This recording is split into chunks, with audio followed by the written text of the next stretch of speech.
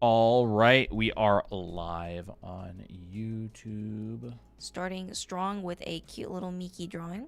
Because we need her good luck, we need her bad luck to take away. Wait, hold up. We need her to take our bad luck and turn it into good luck. But that's not what she does. I know. Well, like, we get good luck because she absorbs our bad luck and she gets bad luck. All right, we're live on TikTok as well. Awesome.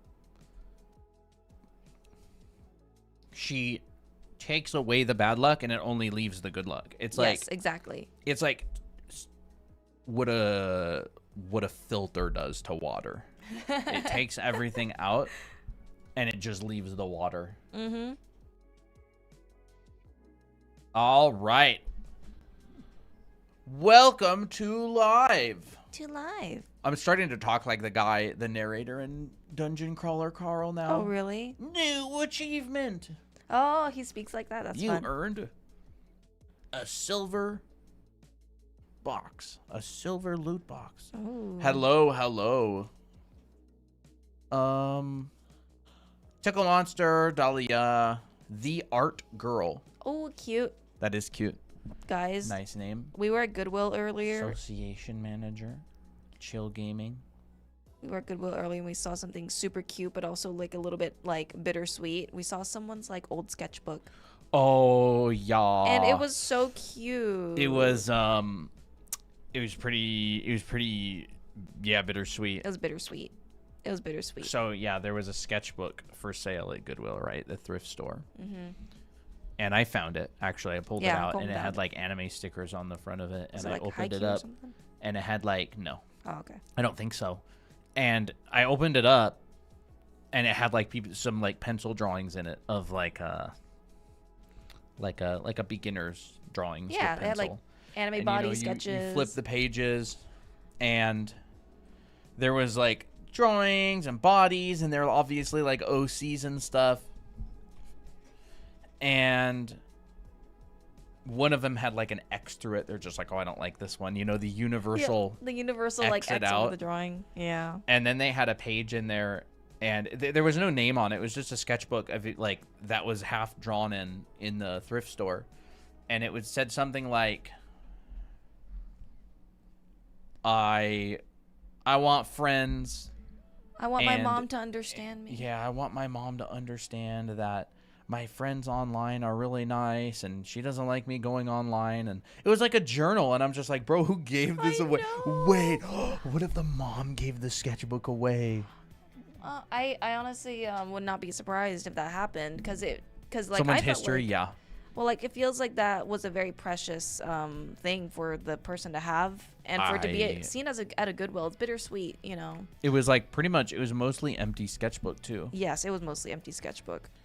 They had pretty good handwriting, though. They had very good handwriting. But is that crazy? That's sad. It's sad. I'm like, I just want to give this book back to the person who originally had it. I know. I literally wanted to find whose book it was. Toby or Applejack's drinking your water now. No drinking my water, Apple. Come on. Go to your bed. I wanted to find that person and invite them to our community, but there was no name or anything, so we'll never know. Yeah. But how is everybody doing today?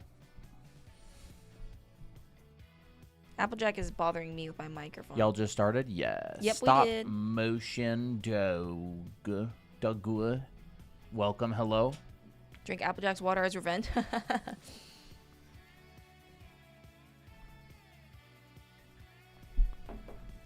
All right. I would miss all my old art to reflect on. To be fair, it was only like 3 or 4 pages of like one drawing per page, but it was still depressing. Yeah. Oh, you can't get into my juice, can you? That's because I got the lid.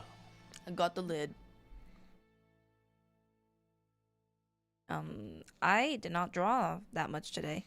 I worked on Secret Santa, and I'm actually really far on it. It's been a long time since I made a piece that I brought this far. Really? Probably last Secret Santa. I'm locked in on OC edits.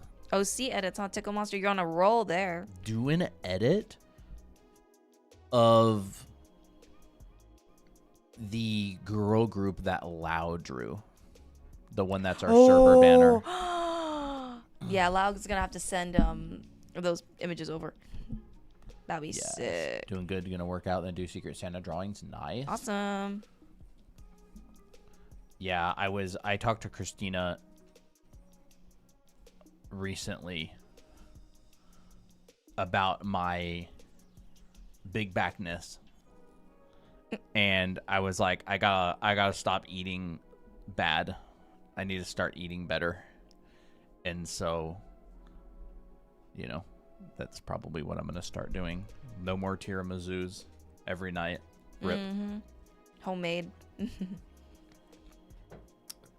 Well, actually, coincidentally, I found a book that says Overcoming Overeating. And I'm like, oh, well, I guess I'll just get this book and read it. Is it OC Casual Drawing Night? I don't know. I'm just doodling Miki. It's not where I don't know if we're gonna do any OC drawing tonight. Tiramisu from Costco. Yeah, some of it. The tiramisus from Costco are pretty nice, but we make our own tiramisu.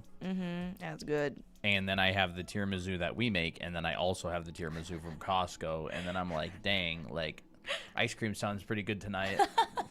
3 desserts Maybe I'll wait a night. little bit. Occasionally, Like you'll be like, dessert round 1. your Dessert round 2. brain like starts to get used to The amount of desserts you have. get used to eating certain things, and then you're just like, It's like that habit. time of night, I'm craving it. Does your channel have tutorials? Yes, it does. Indeed. I mean, we do tutorials live on stream, and also we have tutorials on our channel. And, you know, we are taking questions, so feel free to ask. And we'll try our best to answer.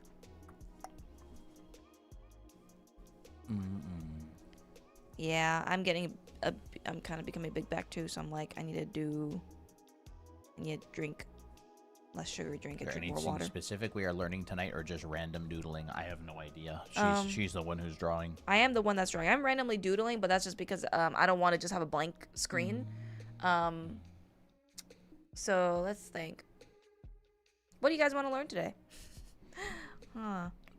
On the last episode of drawing with us, we talked about we messed with some braids. Yes, actually. We did a little bit of braid stuff to try and figure out how they worked. We talked about dimensional drawing, talked about drawing bodies connected to the ground from different angles, and how Christina thinks about it. For some reason on Anatomy Monday, I did an entire environment demo, which is not uncommon for us. Yep. You know, I talked a little bit about this. It's actually called the zigzag or the shoelace theory with values. It's really, really important. Shoelace theory. But yeah, we talked a little bit about that on the last stream. I actually never ended up filling any of these. There we go. But yeah, on the last episode of Draw Anime Academy on Anatomy Monday, talked about some Neck and heads. Talked about Well, we talk about double jointed. yes, we talked about double jointedness. We also talked about Y'all. just like constructing poses with a proportion and gesture. How to think about the body and how to connect limbs. Well, that one's kind of fun. Yeah, we did actually talk about perspective relatively recently. This is from a stream not too long ago. We talked a little bit about fisheye lenses and grids. We talked a little bit about the cone of vision and field of view. We this is not the one. Perspective 1 and 2 point.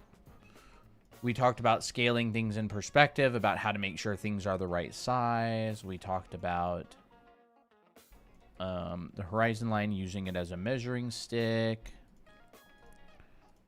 We drew a little bit of weird eel cute thing eating ramen Yeah. because you were doing that exercise. Yep. There was a lot of good stuff. We talked about this problem with 2 point perspective. We talked about how to solve it. We talked about Here's the part with like the cone of vision and stuff, I think. Where was it? Here. Oh. This is really important stuff. But yeah, that was from a past live stream if you want to go check it out on our YouTube channel. What Colton's using right now is Photoshop. Yeah, I'm using Photoshop. I'm drawing on the PC and Christina's drawing on the iPad. Yes, with the Procreate. My midterms are over. I can finally come back to watch your lives. Yay! Nice. Awesome. So Okay. I did see some questions. Let's see. Is fisheye big advantage in drawing?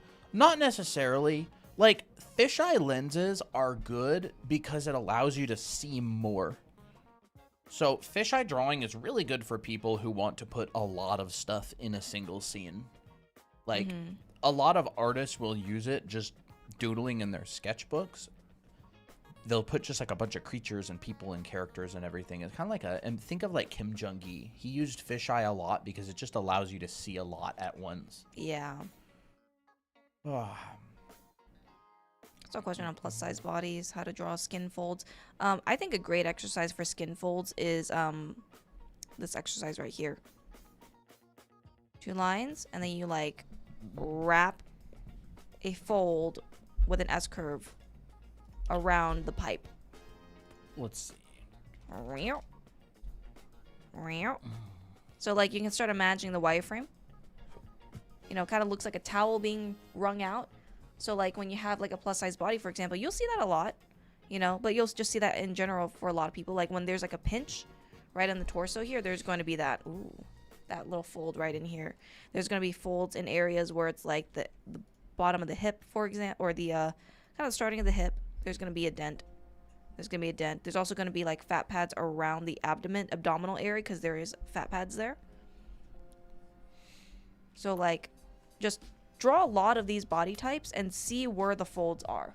That's going to help you with that. There's always going to be folds and creases, or there's going to be like a lot of creases, and you're going to generally see those kind of folds there. Midterms got canceled. Lucky you. Maybe. Is that good? Is that lucky or is that unlucky? Because like, you know, when they're canceled, they're not really canceled. Is it like that sort of thing? I loved your video on how to draw eyes from any perspective. Oh, thank you. I was pretty proud of that video. It's pretty good. Thank you. How to draw hands. We actually just got a video out on our YouTube channel on drawing hands. If we talk about it, you know, I'll probably talk about that same method. We'll see if I feel like teaching it. But if you want to look there, you know, it's there. If you want to look for media information, it's there. We also have a few TikToks on how to draw hands as well. Hands are just so complicated. Sometimes it just takes a lot of mental energy. Can you help on clothing? Yeah, well, that's not a bad idea to help on some clothing. How do I draw someone laying down? It depends on the perspective of someone laying down. What on clothing do you want? I actually just uploaded a video on our YouTube channel on how to study to understand clothing. I think it's a pretty good video. So if I go over here, you can see this is our channel here, all right? How do I get rid of this? I don't know. I don't think you can, maybe. Maybe I'll just do this. Yeah, sure. Here's our channel. All right. And so this video right here is Christina's video on drawing hands. She put up a couple days ago. They can't see that, unfortunately. Oh, not on TikTok, at least. Pretty sure they can see it on TikTok. Nope. No. Well. There we go. Yeah. Is that it? Is that back? Here's the video on drawing hands right here. And here's the video on drawing clothes that I did recently. So what specifically? Yeah, what specifically about drawing clothes do you need help on? Yeah. What's the best drawing software in your opinion? Anything that works for you, I guess. The best drawing software is the one that you feel works for you and gives like the least resistance. Like the least resistance in getting your idea out. So if something you feel like is holding you back, and that may just be you haven't used it enough. Maybe you're just not very familiar with it. But honestly, I don't actually think there is a best drawing software. It's just things do things really well. Different things do different things really well. Like, I've seen people make amazing art in so many different programs. Applejack. There he is. Guys, you like my ring? Sapphire? Whoa. You little. It just like lagged out for a pest. second. Look at him. He's a pest. He is a little He's pest. like, no, let go of me. I'm going to rub against stuff and knock stuff over. Yep. I want to talk about midterms, but I already took my finals for shortening. How do I draw someone laying down? Good. That's a pretty ring. Thank you. We chose it together. It was my engagement and my wedding ring. Any tips for getting out of art block? I think to get out of art block, you draw. I also think that art block only happens because art block is on your mind. Like, a part of me, I also don't believe that art block is really real. You know what I mean? I think it's just like a construct.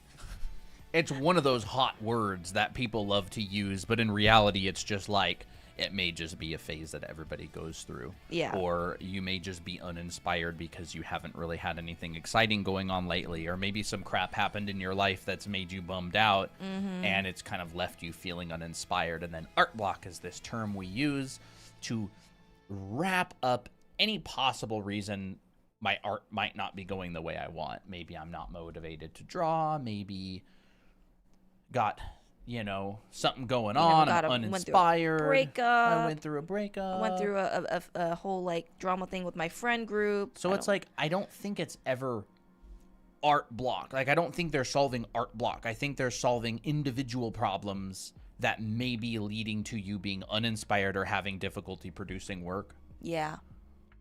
I think art block is this very blanket term that could honestly cover a lot of different things. It's like foot hurt. Yeah. It's like, well, did it get run over by a car? Maybe you have like a strange growth on your foot. Maybe you were running all day and your foot hurts. Like, you don't just fix foot hurt. Yeah. It's like you find out why it hurts, and then you can use that to kind of figure out a good remedy. We need like specific solutions to specific problems. Yes. Hello, Lau. Recently discovered I like sketching with shapes, not lines. What's this called? Sketching with shapes, not lines. It's just sketching. It's just sketching. You can sketch however you want. A lot of people sketch that way. I've seen people sketch where they like start with like, oh, like I want to draw a person with a poncho, so I'm just gonna draw the shape of the poncho or coat or whatever, and this is like the shape of the person, and then and then you'll kind of just like continue using shapes. That's sketching. My whole demo on Monday, I sketched this whole thing with just shapes. Just, building out shapes. Like this sort of thing. So it's like, instead of sketching with lines like this, I'll just take a big brush. Because in digital art, the line, between painting and drawing is very, I'm drawing with line. I'm painting with shapes. Oh. All you do is make the brush bigger. And then you can go chisel. Yeah. Whoa. It's like turning a rock into a crystal, I guess. Yeah, and now it's like, there, I sketched with shapes. And so I can go, well, here's this wonk box that I could use to do something with, right? And then if I want to add a sphere in front of it or a cylinder in the background, I could just go, there you go. Okay. So like, yeah, I think sketching with shapes is great. It's super super flexible, a lot of freedom in it. Then you just go, here's my cylinder. I love it. I love sketching with shapes. I find it much easier to sketch with shapes. So like stuff like this, I just add shapes. Like, here's a shape. Here's the shape of the light hitting it. Here's the shape of the shadow coming out. There's a thing. And then if I want to put a little edge there to hold it, I'll do it. Here's a shape. So that's how these are done. Well, What app do you guys use? Colton uses Photoshop. I use Procreate, at least for a stream. How many studios have you worked in? I haven't worked in any studios, but I've worked for a lot of studios. I was a career freelancer, so a lot of different places. But I did concept art for games. I didn't do animation or anime. I was a background and prop artist for games. And I also did theme park and escape room design and stuff like that for a while. My shape language is kindergarten level. You know, That's a funny way to say it. I like that. I think shape language is kind of hard to teach sometimes because it's like, yeah, like you know the basics of like, oh, square, circle, triangle, and the psychology of shapes, but like there's just so much other components to it that make it kind of complicated sometimes. Hello, Fox. Did I already say hi to Fox? No, not yet. I think if you have trouble drawing clothes, I always think about like what's the shape of the clothes like outside of, like what's it doing outside of your body? So like for instance, how far is the cloth over your body? Is it like really really close to your arms, or is it like far away from your arms? And sometimes I'll like to like think of the cloth like a blanket at first, like oh well there's a bit of cloth stretching from this point to this point, so I'm gonna draw like a line right here, and kind of thinking in shapes, right? Kind of bring that topic back. You know, and Colton's really good at drawing clothes. But you know, like okay, well here's like a little outline, like a little zigzag shape on the outside, which you know you then solve later by saying, oh, this is where the fold is. And so like for me, I find that this part helps me to think about clothes and organize a little bit more rather than thinking about folds immediately. I'll just think about like how does it surround the body. You know, is it a dress shirt? Is it, you know, baggy? Is it hanging loose? And then I'm like, okay, once I know the outside, then I figure out the inside, because the inside also affects the outside, I guess. Hey, RJ, how's it going? Hey, RJ. I want to thank you so much for your guides. I have started drawing a month ago, and those helped me a lot. Awesome. Awesome. That's great. And then you got seam lines. And then you're like, okay, well, I know that for an arm, sometimes I'll see like these folds. Now, I'm drawing from imagination here, but it's just because I've drawn a lot of clothes. Sometimes you also get folds going down this way. Yeah, Starlight, you can ask questions. Yeah, for sure. Feel free to. Where are the kitties? Oh, there he is. Yeah, look, why is eye open like that? Bro's supposed to be sleeping. He looks, it's like eyes wide open, kind of like sleeping with one eye open. Oh, wait, I need to. Look at that. I'm like, oh, he's so cute sleeping. He's just like.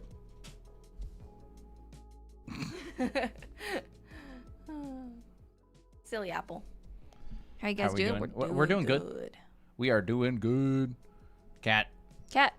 I think the cats have made us a good amount of income because everybody loves cats and trusts us more now because we have cats. That's hilarious, yeah. So little Applejack money bags. They're little money bags from Animal Crossing. That's hilarious. Yeah, we break even because they eat a lot. Yeah, they do eat a lot. You look at your little Tobians. Tobin chubbers? They're so cute. They are cute. They're like little NPCs. They kind of just wander the house. It reminds me of like playing RuneScape. You know how you just like, there's like NPCs and they kind of just like walk around and stop and then turn and then like walk and then stand in the corner and then they go around over here. NPC cat. Yeah, they're NPCs. Mm-hmm. Is Laurel is a good school to go to for art? I have no idea. I've never heard about it. I never heard of Laurel. I maybe asked the same question last time and we did answer, but you weren't there. I don't know. I don't know what kind of school it is. Colton talked about before about like things that you can look out for if you want to go. Yeah, to I can't say. Yeah. I have no idea. My mom just called me and told me I need to paint my grandma an ornament for Xmas. What do I draw? I bet your grandma would be really happy to receive an officially licensed Mickey ornament. And you absolutely have my permission, Fox. If you paint a Mickey ornament, it will be officially endorsed by Anime Academy. Okay. If you did an ornament with all the girls. Do you guys stream every day now? I remember it was 3 times a week. Now we'll usually stream like 4 or 5 times a week. And they're holding hands in Christmas outfits. I think that'd be heckin' cute, Fox. I knew you would say that. Can you imagine your grandma getting the only officially licensed Christmas ornament of Draw Anime Academy? Like she would do a backflip. Chat. Speaking of Christmas illustration, I finished it. Yes. Christina finished the Christmas illustration of the girls. The girls. Look at that. And look, there's Jake in the back, freezing in the cold. He's like, "Get me in here." That's good. I'm so cold. And you guys are opening presents without me. So I'll probably post this later on. Look at this. But this is what it looks like. This could probably be my new wallpaper. I don't know. We'll think about it. I haven't done an illustration like that in a while, so it's kind of nice to do. I don't think any grandma should be attempting backflips. She wouldn't attempt it. She would just straight up do it, and she'd stick the landing. Can I draw one as well, but post it in the fan art channel? Sure. Yeah, sure. Yeah, absolutely. I actually really liked. I'm pretty proud of June's pose in here. It was cute. I initially Colton, drew this. send me your PO box. Yeah, Christina has it. I don't know it. I've asked her for it, but I didn't get it from her. Oh, I didn't know. Here, I'll send it to you. Tori wanted it. Tori did want it. Wait, who said who wanted it? Fox wants it. Okay. Fox, send me a DM because I don't feel like searching for your DM. If anybody sends us fan art in the mail, we will absolutely review it on stream. And yes, show absolutely. I want to start hanging Ray fan art on our walls and Miki fan art and all the girls fan art on our walls. That'd be so cute. Yeah, RJ, we stream like 4 or 5 times a week. It depends if something exciting is going on. Like we streamed like 5 days in a row and then another 5 days in a row after skipping a day during like the Black Friday-ish era. And we're going to be streaming a lot around the Christmas time. Mm-hmm. So if y'all need something to do during Christmas, you know, we will be streaming a lot. Might have something coming. Okay.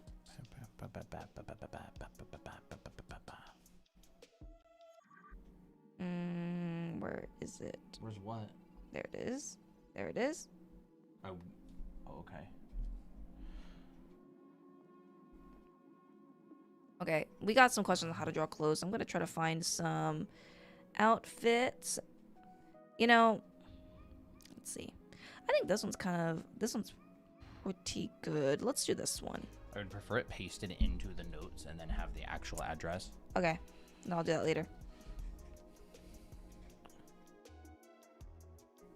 Thankfully, we got a lot of reference collected from our trips to the mall. I think whoever goes to the mall, go to those outfit shops or outfit stores and yeah. Go to those outfit stores and take a bunch of pictures of this because that's going to help you a lot. In fact, I'm going to go in and make. How about a fan animation of one of your characters? I could probably whip something up. That would yes, be awesome. I would love that. it. Oh my gosh. I would love that, RJ. That'd be so cool. That'd be super cool. Mm-hmm.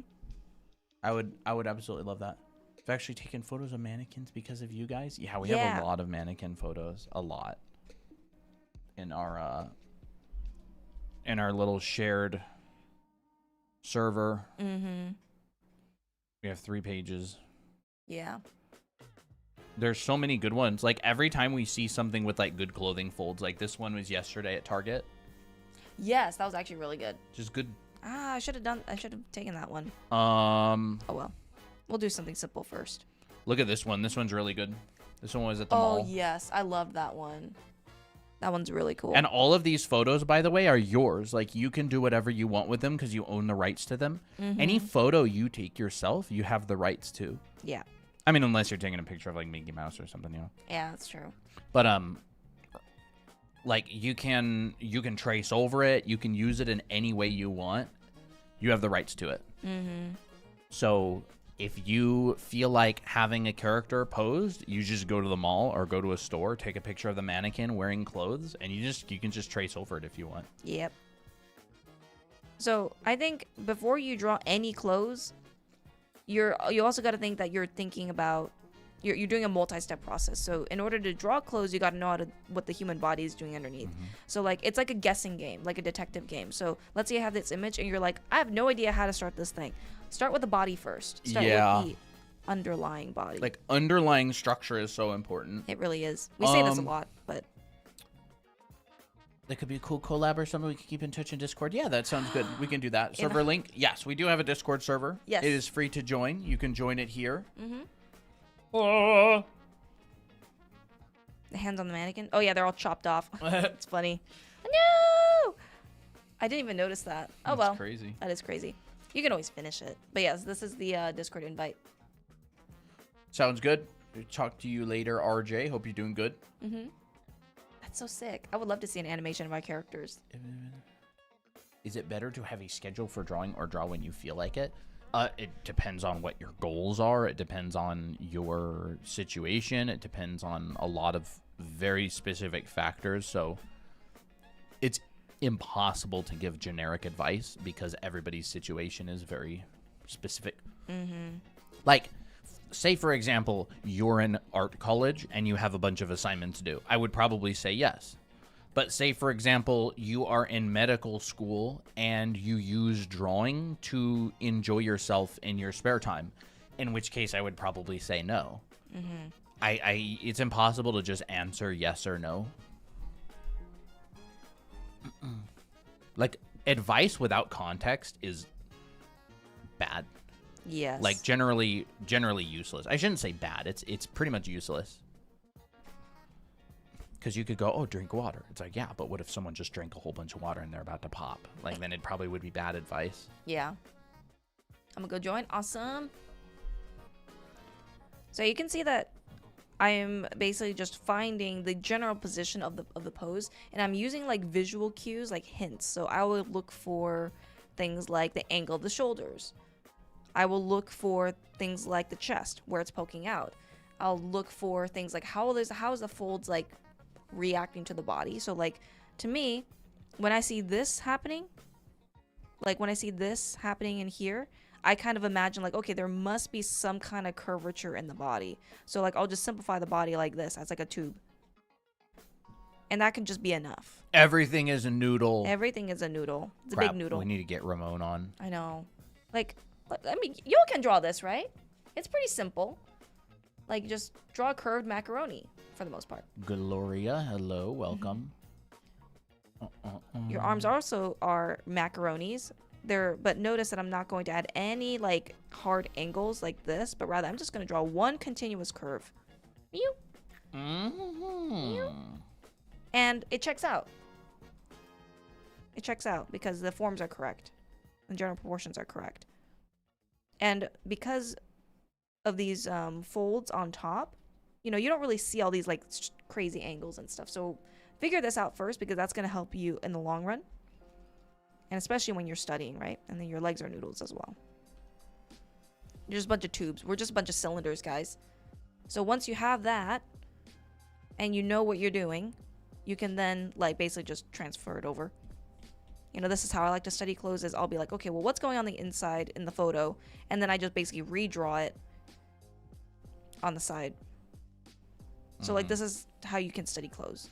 Colton made a video on how to study clothes as well, so you can check that out in more depth. Yeah, so I can just show that really quick.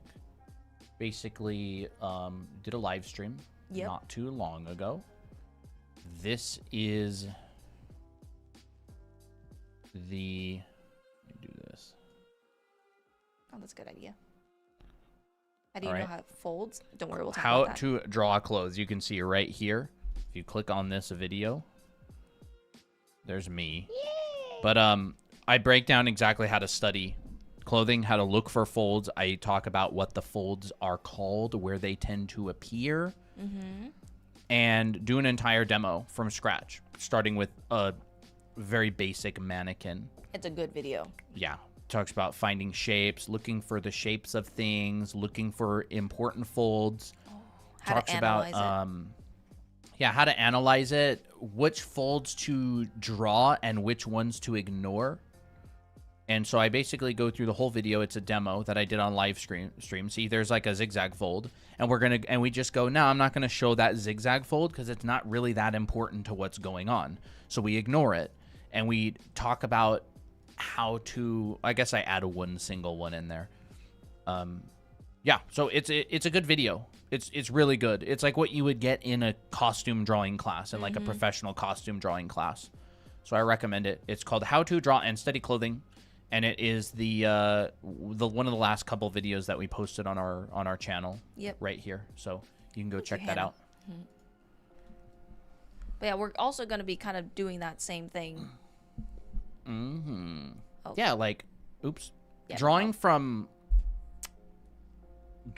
observation, it's really important to kind of understand how to break down and like understand what you're seeing and why it's happening, rather than just going, like, I would say looking for shapes, like, oh, there's a triangle here, or this is kind of like a square, or this is kind of like this shape.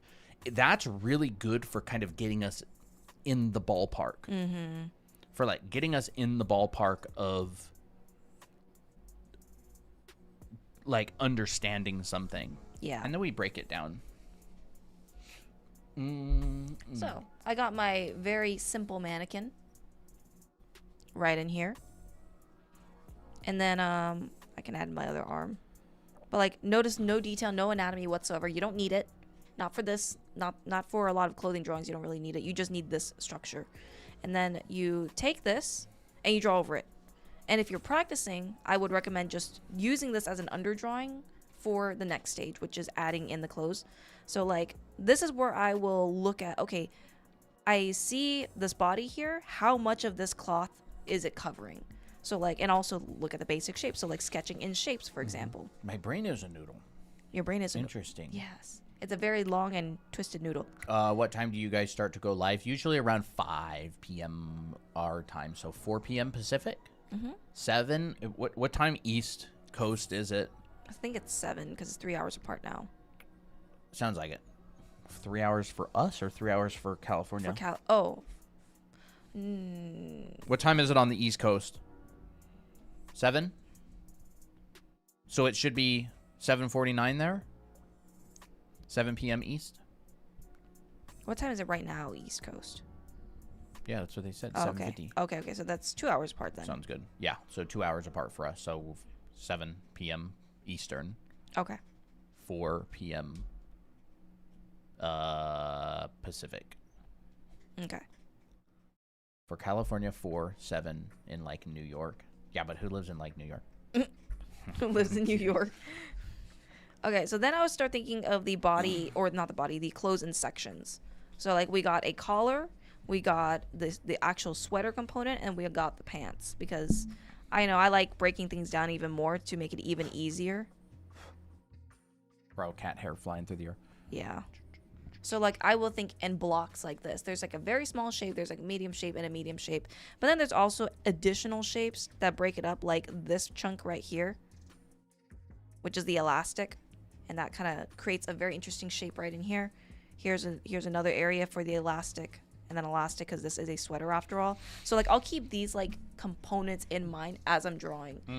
And like it is so much easier to find the shape of that blue area than it is to find the shape of all of the areas. Yes, that's or it's so true. much easier to find the shape of the red area, because you can just turn the red area into a triangle. Yeah, it's just like, and then you just put a little wedge in the middle of it. Oh, that's it. And then you can further refine it by like making sure it overlaps the body. But like, you know, you can just start off with that. And always understand that clothes have curves, a lot of curves. So if you start drawing all your folds like straight lines, it's not describing anything. You gotta like show a lot of curves. Ozzy, what's your Discord name? I'll just give you the role. There you are. I'm guessing it's just Ozzy, right? I'll give you the role so you can get in. There you go. You should be able to see the server now. I still don't really know how to draw humans, so I feel like drawing clothing is like trying to run before I can crawl. Somewhat true, except I would say you don't really need to know how to draw humans. You need to know how to be able to draw human-shaped noodles. Human-shaped noodles. Because you do not need to know anatomy in order to be able to draw a costumed figure. Like, look at how simple... Did you save that layer? Oh, I did Look not at save how it. simple Christina's outfit is. You don't... I mean, I would prefer it saved a bit. Yeah, let me just go ahead and boop, copy paste. But, like, you basically need to be able to draw this. And you need to be able to draw like a noodle going this way and a noodle going that way. And then when it gets clothes drawn over it, it's just, it ends up being like this sort of thing. Yeah.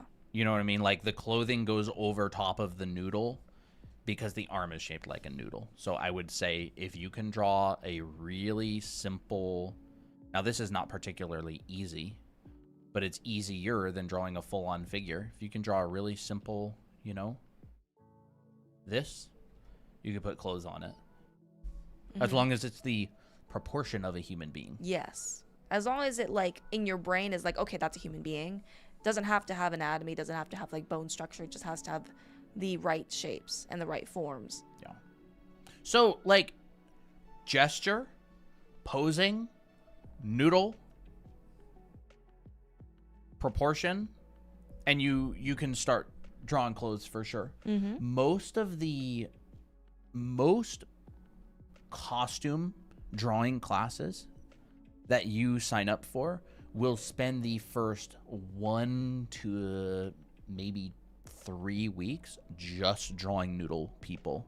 Yeah. Because you can't draw costumes without being able to draw the volumes underneath. Like if clothing did not have a body, it would just be a pile of laundry. That's true. Let's see if Applejack's eyes are still open. Nope. Nope. Aw, he's so cute. He looks like a little baby angel. I always mess up the body to lower proportions. What is the recommended ratio? From the bottom of your crotch to the bottom of your feet is about the same length as the upper torso. Yeah. Well, yeah, that's the halfway about point. Halfway of the body. point. Yes, halfway. Yes. Thank you for explaining that so much better. No, it's all good. This is about the halfway point. This guy's a weird pose. He's like, there we go. yeah, it's about the halfway point. This down here. Boop. Down here. Oh, okay. Same height. It's about, yeah. It's about. Now, some people have a little bit shorter legs. Some people have a little bit longer legs. Are you wearing high heels? Are you on your toes? But that's a good starting point. Like, that is crotch. Close enough that you have made a generic figure, and then you can adjust for specific proportions.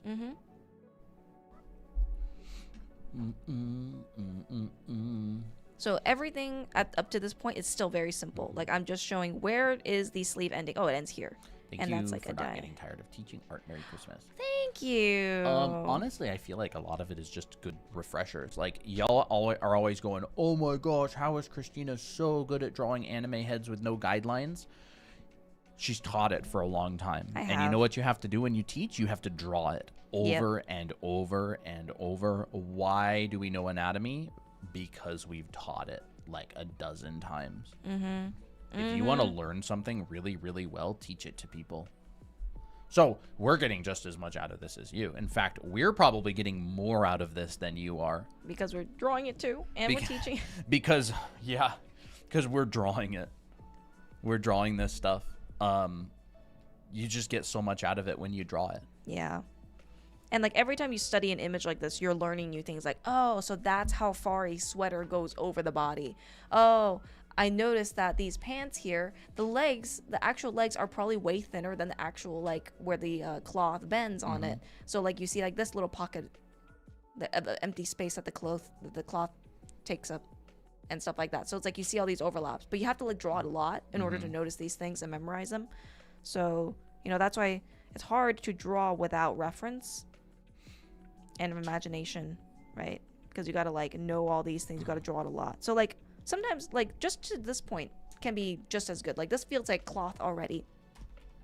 But, of course, if you want to take another step further, then it's like, okay, finding your tension points, you know, which is what Colton talks about. And which is what we talk about in our anime art school as well. You know, if you want, like, further training and further exercises. 20% off. 20% off, yes, exactly. Which our anime art school is currently 20% off with the code WINTER.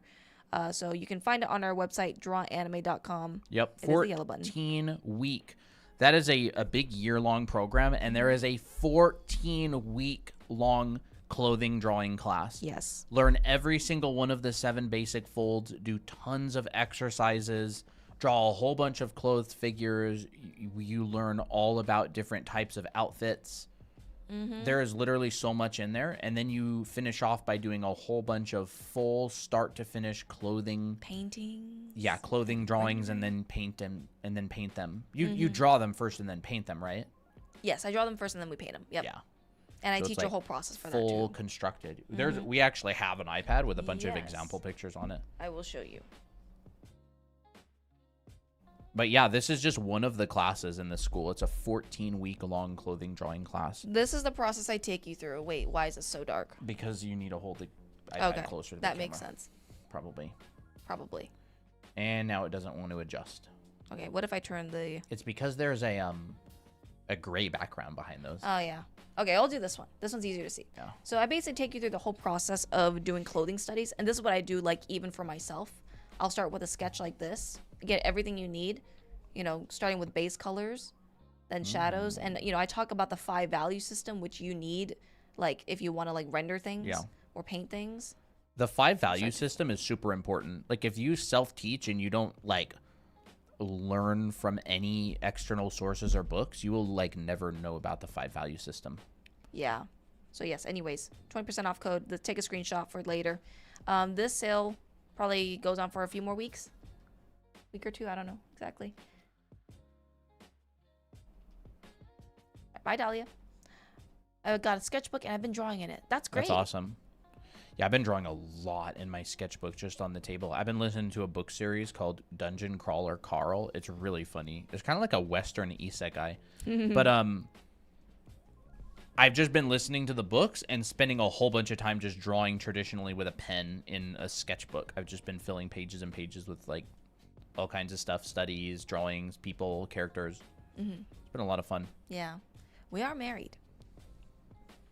So, yeah, someone's asking, are we coworkers or married? Both. We're married and coworkers. Conspirators. Co-conspirators, yeah. So, this is where, like, people are like, I can't draw folds. I don't know how it works. So, there's, like, different categories that clothing folds fall into. There's tension folds and then there's compression folds. Compression folds, I mean, it's pretty obvious. Like, you can see, like, all this bunching. Like, look for the bunching.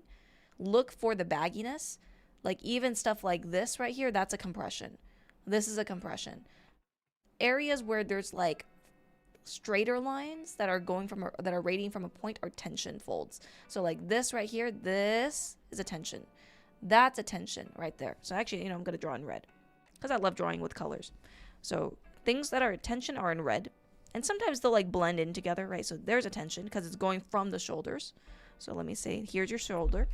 Then this goes down, this goes down, this goes down. These are like visual cues to help you organize your folds. In the art school, do you talk about how colors affect values? Yes. Colors and values are very closely linked together. And I do, in my painting class, I do talk a lot about the relationship between color and value. I talk about even like Munsell's 3D color space. So, a 3-dimensional color wheel that also includes value.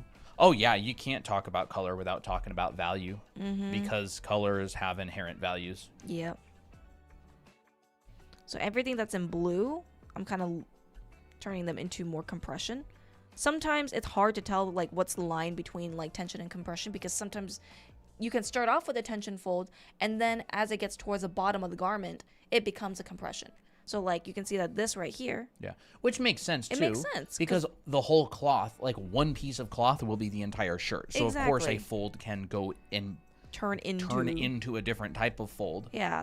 Because it's not like the shirt is, like, separate. It's all interconnected. Exactly. So, you'll generally see something like this. It's like turning hot to cold water. Hot, cold. Hot. And then you could sometimes see these folds like combining together to create a compression.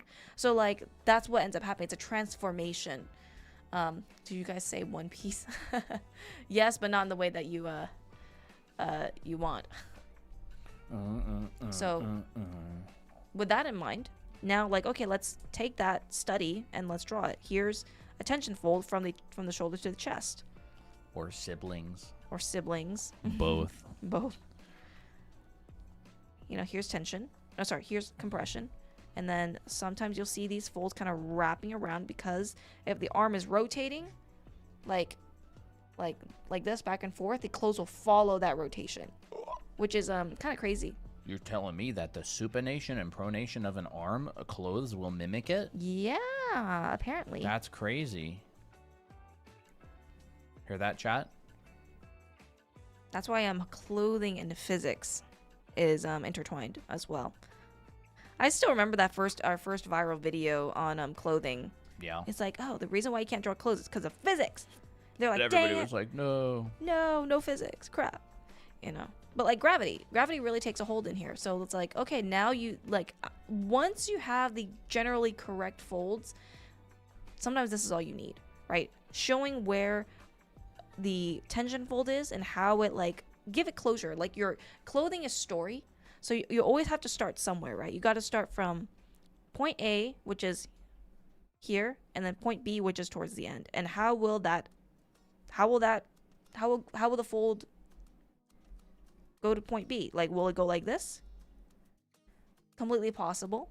Will it just go like this from point A to point B like that? Completely possible. Or would it, let's say like you have point A and point B and you start like pushing it even closer. Sometimes your folds will look like this because you're compressing it, and everything that's compressed will like kind of turn into these little diamond shapes, and that's where you get like zigzag folds, right? That's where you get these like weird eyes in here. So like this is because the points, compression happens when the points get closer together or when there's just excess fabric and the cloth has nowhere else to go, right? Think of it like grabbing a piece of cloth or like a handkerchief and you're like pushing the points together. You know, that's why folds are hard, is because it's hard to visualize from your imagination. So clothes are my second worst enemy after hands. I personally think that clothes are way easier to draw than hands. It's just, maybe it's psychological. But yeah, then you'll see these folds right here. These are also tension folds because they are straighter. And they have a more like direct like pull. Like they're being pulled from the elastic of the pants. And then here, almost where it starts like getting being baggy, scrunched up. Yeah, almost like being scrunched up, exactly. I mean, they're being like scrunched up. I don't know. I think the gravity's the thing pulling it. That's true. Like, so what happens with elastic is this. Mm-hmm. There's the band, and then it's like a funnel, right? The cloth gets squished, and then it like shoots out. So yeah, like, which is very similar to how like pleats and stuff. Yeah, that's why anytime you see a skirt, this is what happens. If you don't add these folds, it's not going to look real. The skirt or the dress isn't going to look real. There has to be like some sort of release. There's pressure and release, right? Oh, Rimu art is boomy. Yeah, I don't know why YouTube made that stupid change. It's so dumb. Really want to make my friend proud after they have invested so much in my art journey. I think you'll probably make them proud as long as you focus on enjoying art and having fun. Because like they probably want you to enjoy yourself. Yeah. So like skirt, pull, pull, pull, release, release, release. How did you guys break into the art industry? Did you wait till your skills were at a certain level before getting into the industry, or did you just go for it and learn along the way? I'm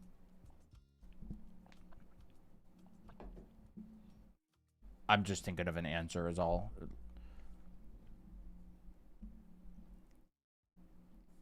The way that I got hired was I just had a portfolio online and got emails from clients. You'll also get grandfathered in, like the people that you know, and once your work is good enough, they'll bring you on to jobs. So like when I graduated, the school that I went to sent out our portfolios of the students that they thought were ready to get client work. And so I got hired because my portfolio was sent to a studio who needed an artist. And I was available because I was graduating. That's how I got my first professional job. But then I had a mentor that I talked to a lot, and he was working with a studio called Volta, and they did a lot of stuff. They do a lot of work on different games, you know, Borderlands and Dead Space, and just tons and tons of titles, Japanese titles, Western titles, everything. They're like an outsourcing studio. And I had a mentor who worked with them. He had a guy, his name was Steven. He was in Singapore. He was one of the managers there, one of the project managers. And so he introduced me to Steven, just like messaged him or whatever. And I got pulled onto a job. So what happens is you'll have a job and they'll need more artists. And so you'll go, hey, I know a guy. I know a guy. I know a guy. And then, you know, or girl. I know a gal. But in my case, it was a guy. And he's like, you know, hey, I know this guy. And then they brought me on to the project. And then once you work on a project, if you do a good job, you are now permanently on their list of artists they contact. That is how my brother got working with Volta as well, because I worked for Volta. Kevin's work, my brother, got good enough.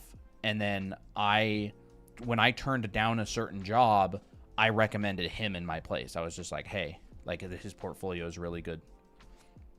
They absolutely will not hire you if your portfolio is not good enough, because they actually want the art to be good, right? You have to be at that level. Yeah. And so the guy that was my mentor, I just met him online. I just like DM'd him on Facebook and started messaging him and be like, hey, like I want to do what you do. And he messaged back and he's like, cool. And he offered to like critique my work and give me advice and stuff. And then after talking to him for a good long time, he brought me on a job. And I struggled on that job really hard, but I did do it. And then, but other jobs will just come through your portfolio. Like I have artworks that I've made that I've posted online on my ArtStation, and I just will get an email and they'll be like, hey, we saw your work on ArtStation. I'm a recruiter for XYZ Studio. But that wasn't my first job, right? That was much later. It was a Nickelodeon project. Oh yeah, I remember that. Yeah, I got an email. I showed it on stream a long time ago. I brought up the email and showed it. Can we see examples of what you have in your portfolio? Yeah, I can show you my portfolio. It's not anime stuff. It's old. A lot of old stuff. This is my portfolio. So about here and beyond. So like this kind of stuff, you know, this is a digital painting. Trees and branches and stuff. This is more like sketches and doodles in practice. You know, this is like more along the lines of what's in my portfolio. This is actually along the lines of, I didn't do photo bashing for my Secret Santa, but I went in this direction for Secret Santa this year. That's sick. This kind of stuff. Sketches, like this stuff is really important.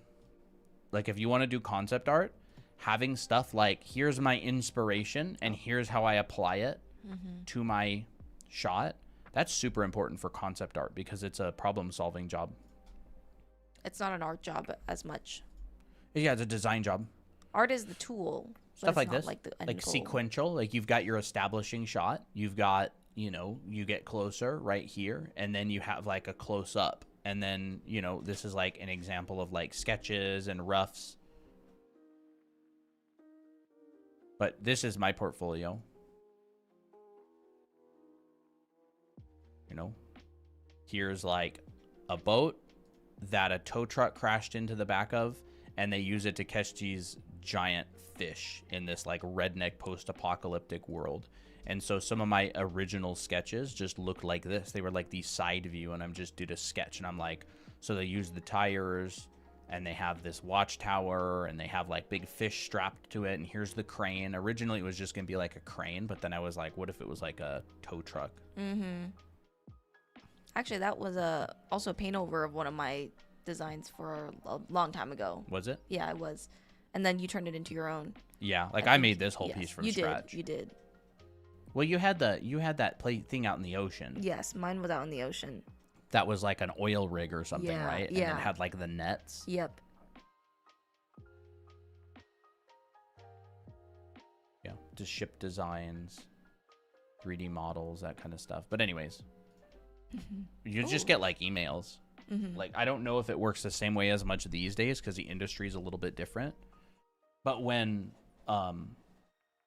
back when I first got started, it was that. that looked like those giant crystal caves in Mexico. Whoa, that's sick. Yeah. I've always wanted to go to a crystal cave. Can we see both your portfolios? You want to see Christina's work? Sure. I also hid that post of Miki, unfortunately, just because I didn't want it to That's fine. get flagged. What is your even art, Stacey? Just Christina. Woo. Christina doesn't do any concept art. I don't. I just do my own thing. She draws a bunch of like OCs and stuff. She does mostly like character drawings and portraits and stuff like that. Did you never upload any of your other pieces? What other pieces? Like crap you draw on stream and all that? No, I don't. Yeah, this is Christina's portfolio. So she does portraits of her character. These are studies of what, Pinterest pictures? Yeah, Pinterest pictures. That she does. Studies. These are this is her character, facial expressions of her own character that she did. So you can see her and my work very different. Very different. This is stuff I usually like to do a lot. Yeah. But this is our characters as well, just in dresses.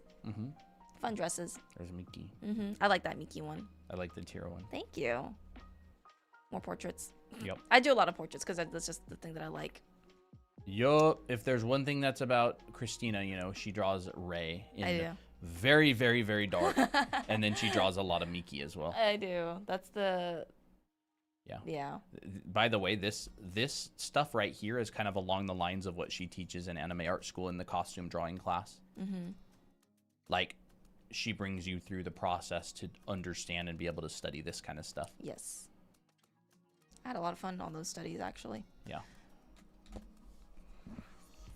But like, once you go to this stage, then you would go into the next stage, which is the rendering part. Which I would say, like, if you don't really understand what's going on in the drawing phase, it's really hard to do the rendering phase. You can't render. Yeah. Like, if you don't understand what's going on, you can't render it. Rendering is just the description of light hitting a form. So if you don't understand the form, you can't render it. Yeah. Your drawing doesn't have to be pretty, but you do have to understand what's happening. So, like, one of the things that I would have you guys do is I would personally do a lot more like value studies and then go into color, but I also go into color as well. But like when you think of things in values and you're like, okay, I'm going to work with this whole entire outfit is this dark. And then I'm also going to look at like, okay, if I squint my eyes really hard, there's only like very few particular areas in the picture that gets very dark, because the gut instinct is when you have a dark image or dark clothing like this, your gut instinct is to go dark everywhere. Yeah. What did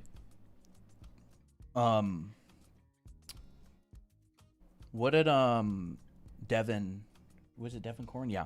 What did he say about when you focus on details, you overstate things? Yes. Like, your brain naturally wants to focus on details, right? That's why, like, every single beginner you talk to, they go, I love the details, right? And there's nothing wrong with loving the details, by the way. It's just that people's brains naturally focus on details. So when you draw, your brain will focus on something and it will overstate it. It will make it more a larger impact than it really is. Yep. And so what ends up happening is every single thing that you put in your drawing ends up being like a punch. Nothing is like a little pat. Everything is a punch, because our brain likes to overstate information. It likes to make it more powerful than it is. And that's so true. That, and like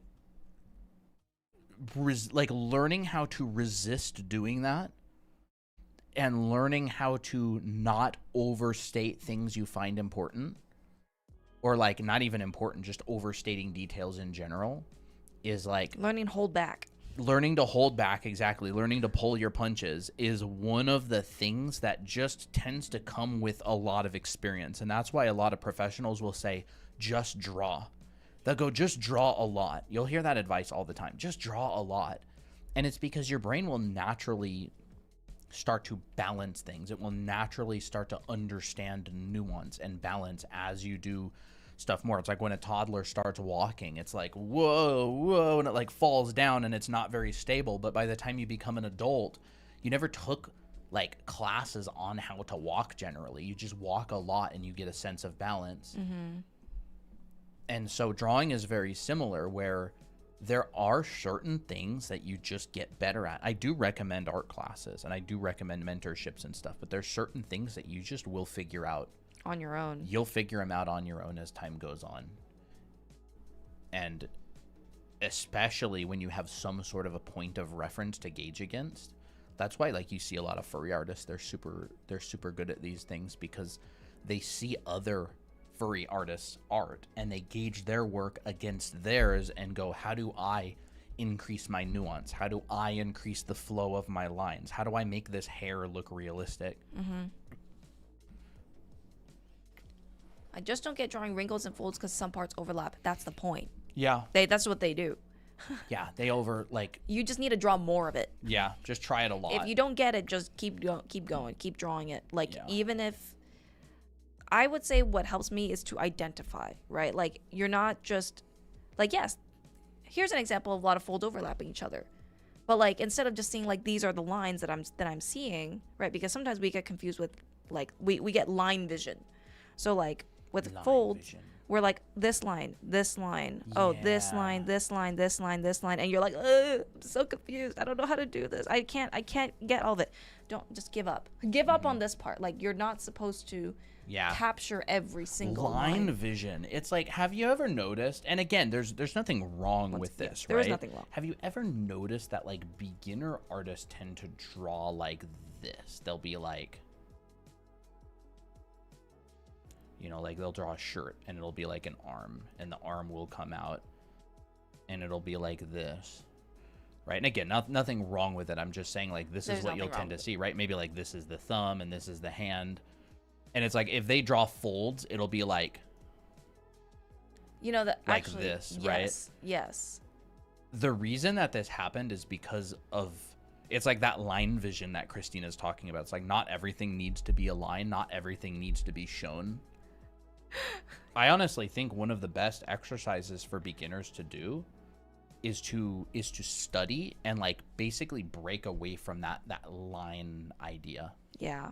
Like, yeah. And it's normal. Like, I totally did it. Normal. Everybody did it. Like, you go look at my old sketchbooks from when I was a kid. It's all that. It's like, it's just your brain naturally thinks that way. Nothing wrong with it at all. Nothing wrong with it. Like, it's not a bad thing that it happens. It's just moving. It's like moving past that phase. Yeah, it's like, how do we move past the phase? Yeah. So, like, something that helps me is, what's the movement? Where does the movement come from, right? So it's like, this is caused by, oh, this cloth is being wrapped tightly around the body, which causes these kinds of folds. And because it's a stretchy fold that's also tight, you see a lot of this. So, like, rather than thinking about lines, we think cause, or cause and effect. So cause and effect, and then deciding, okay, well, how much do I want to show this? Because all I have to do is show frequency of the folds, right? Like, in order to make this feel like fabric tightly wrapping around. So all I have to do is, rather than, once again, thinking about, there's this line, this line, this line, you're thinking too narrowly. You got to think, bring it around town. So, like, start from here, wrap around. Yeah. Wrap around. And it's a difficult thing to do. That's why it's so Exactly. hard to do. Like, that's why it's so counterintuitive, is because you're kind of like writing sentences with your lines. It's like, Yes. you're not drawing like individual lines. You're kind of using line as a language to describe something. And so it's like, the ability to focus, like, to understand which particular line to draw in order to describe the greater picture is just something that has to develop over time. Exactly. That's why you got to just draw a lot. Yeah, that's why drawing a lot is such good advice. But it's like, it's not just drawing a lot. It's like, consciously draw a lot. Like, draw a lot and do your best. Like, I would say that's probably the advice. Like, a lot of people are like, oh, the advice draw a lot is bad advice. I don't think it is. Like, I think it's kind of assumed that you're doing your best. Yeah. It's like, Well, like, who wouldn't want you know, if I hook my hand up to like a machine that makes my hand move and draw on a piece of paper while I sleep, it's not going to make me better at drawing. Yeah. You know what I mean? It's like, it has a bit of a nuance to it. It's got a bit of, you know, specific things to it that is like draw a lot. It's like, well, yeah, draw a lot, but like it's assumed that you're trying. Yeah. And then like, I think also people need to. For sure, We're also Also, yeah.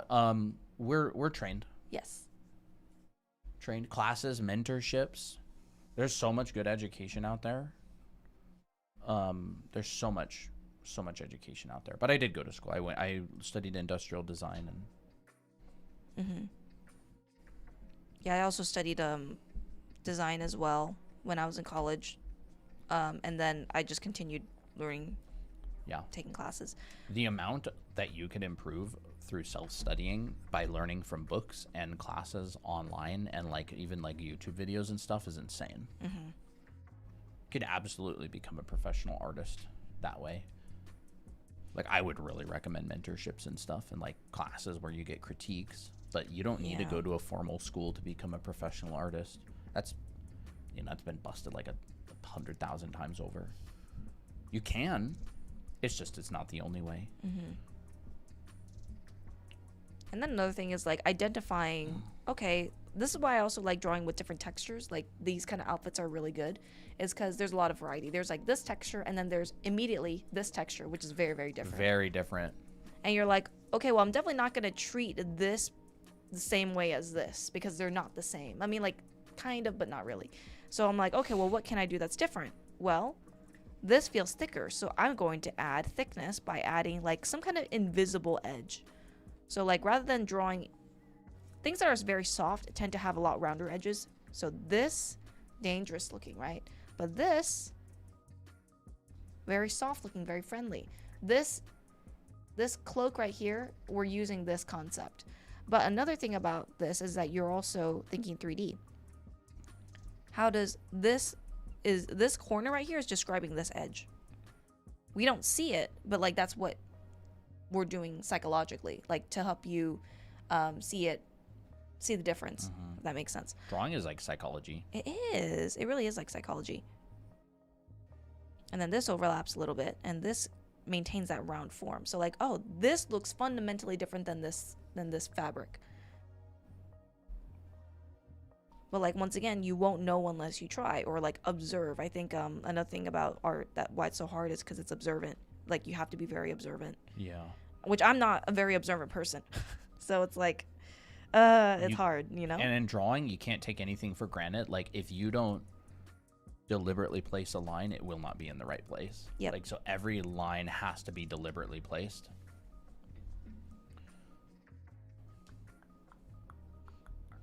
Awesome. I'm not very artistic, but occasionally I'll surprise myself. Awesome. Hey, that's great. That's fun. Yeah. I'm always saying it on stream. You will astound yourself with what you can figure out on your own if you just try and give yourself some time. Like absolutely. For sure. A lot of the stuff that I teach is stuff that I've figured out on my own. A lot of the stuff that I teach is things that I've learned in like classes and stuff. But like you'll just notice things, like you draw a whole bunch of hands or you draw a whole bunch of shoes or clothes, and you'll be like, I noticed that this tends to happen. That bot is back. Nuke them. Nuke them into orbit. Where is it? Oh, that one. I don't think it's a bot. I think it's one of many, like a legion. Legion. We are many. We are many bot. Art is only as good as your power of observation. Maybe. You can improve your observation too. So like, oh yeah, I did a little clothing study. Wow. What? Lao blocked. Wow. The bot. This is mad soothing right now as I neglect drawing. Procreate is my go-to. Well, I'm glad you find it soothing. Lao, yeah. You're a mod in TikTok. Yeah, Lao's been a mod for like months. Where have you been, Fox? I knew Fox asked that question. I don't know. It just felt like a Fox question. I'm going to be doing an Art Alley at an anime game convention in the future when I become advanced level. Oh, that's fun. You have any tips for doing shadows and lighting? Draw a lot. Yeah, I did yes. a bunch on stream yesterday. I talked a lot about light and shadow and stuff the other stream. So I did this whole demo right here. Oh, it's been a mod for months. What? I didn't know LAO was been mod for months. I think you've been a LAO for months. Been a mod for months. That's what I said. And then I did this. So like I talk a lot about it in Monday's stream. So it was actually during the anatomy stream, and I broke down like this. There's only kind of one catch, which is if I draw something using light and shadow, like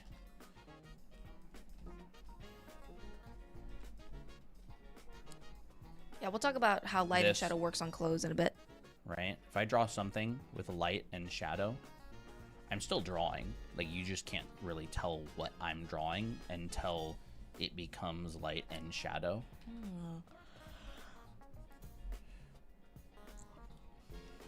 Right? And you can come in here and go light and the dark. And go like, what is the front?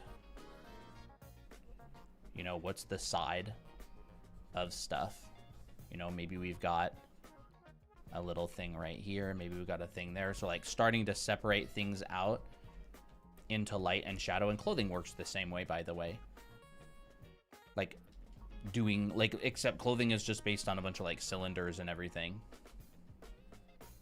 You know, and then there could be a shadow. This is a good exercise to do, like this sort of thing, where you actually break things into like lit and shadowed sides. Except I don't want that getting over there.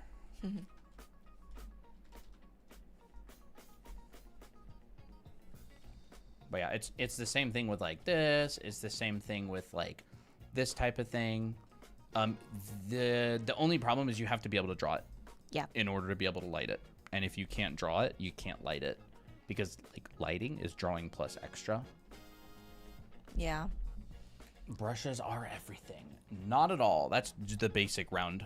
Literally like the default round brush in Photoshop. I could draw that with any brush. I wouldn't say brushes are everything. Brushes can definitely help speed up a process. Yeah. So for shadows for clothes, understanding how to shade cylinders actually would be really helpful, because when you think about it, a fold is basically a tube, right? It's like, it's this. And if you know how to render cylinders, you can render folds. So like, if you want to render a cylinder, you would generally have like a shadow, a lit side and a shadow side, and the shadow side is kind of like rolls around, and there's generally like a transitionary area between the light and the shadow. You know, that looks like a cylinder, right? And it's pretty soft. But once again, if you are doing a study with like really harsh lighting, the shadows are going to look different. But for the most part, like if you can do this, you're basically almost there. The main thing is now organizing those light and shadow bits, right? So let's see. What I will look for is I'll look for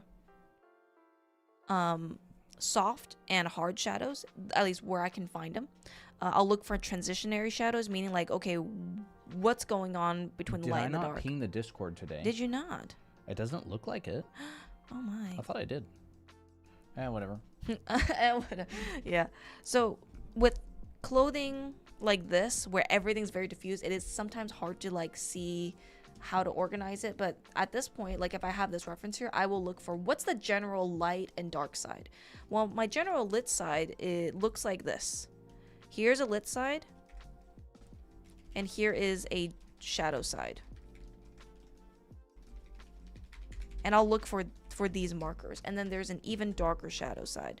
So in the anime art school, I will talk about this. I pinged it now. Awesome.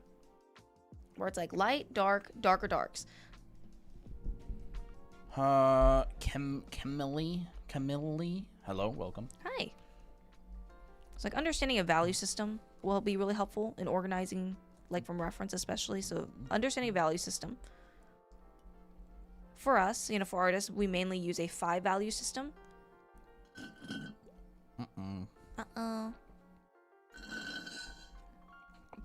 In the middle is your midtone, or is your base, your tone.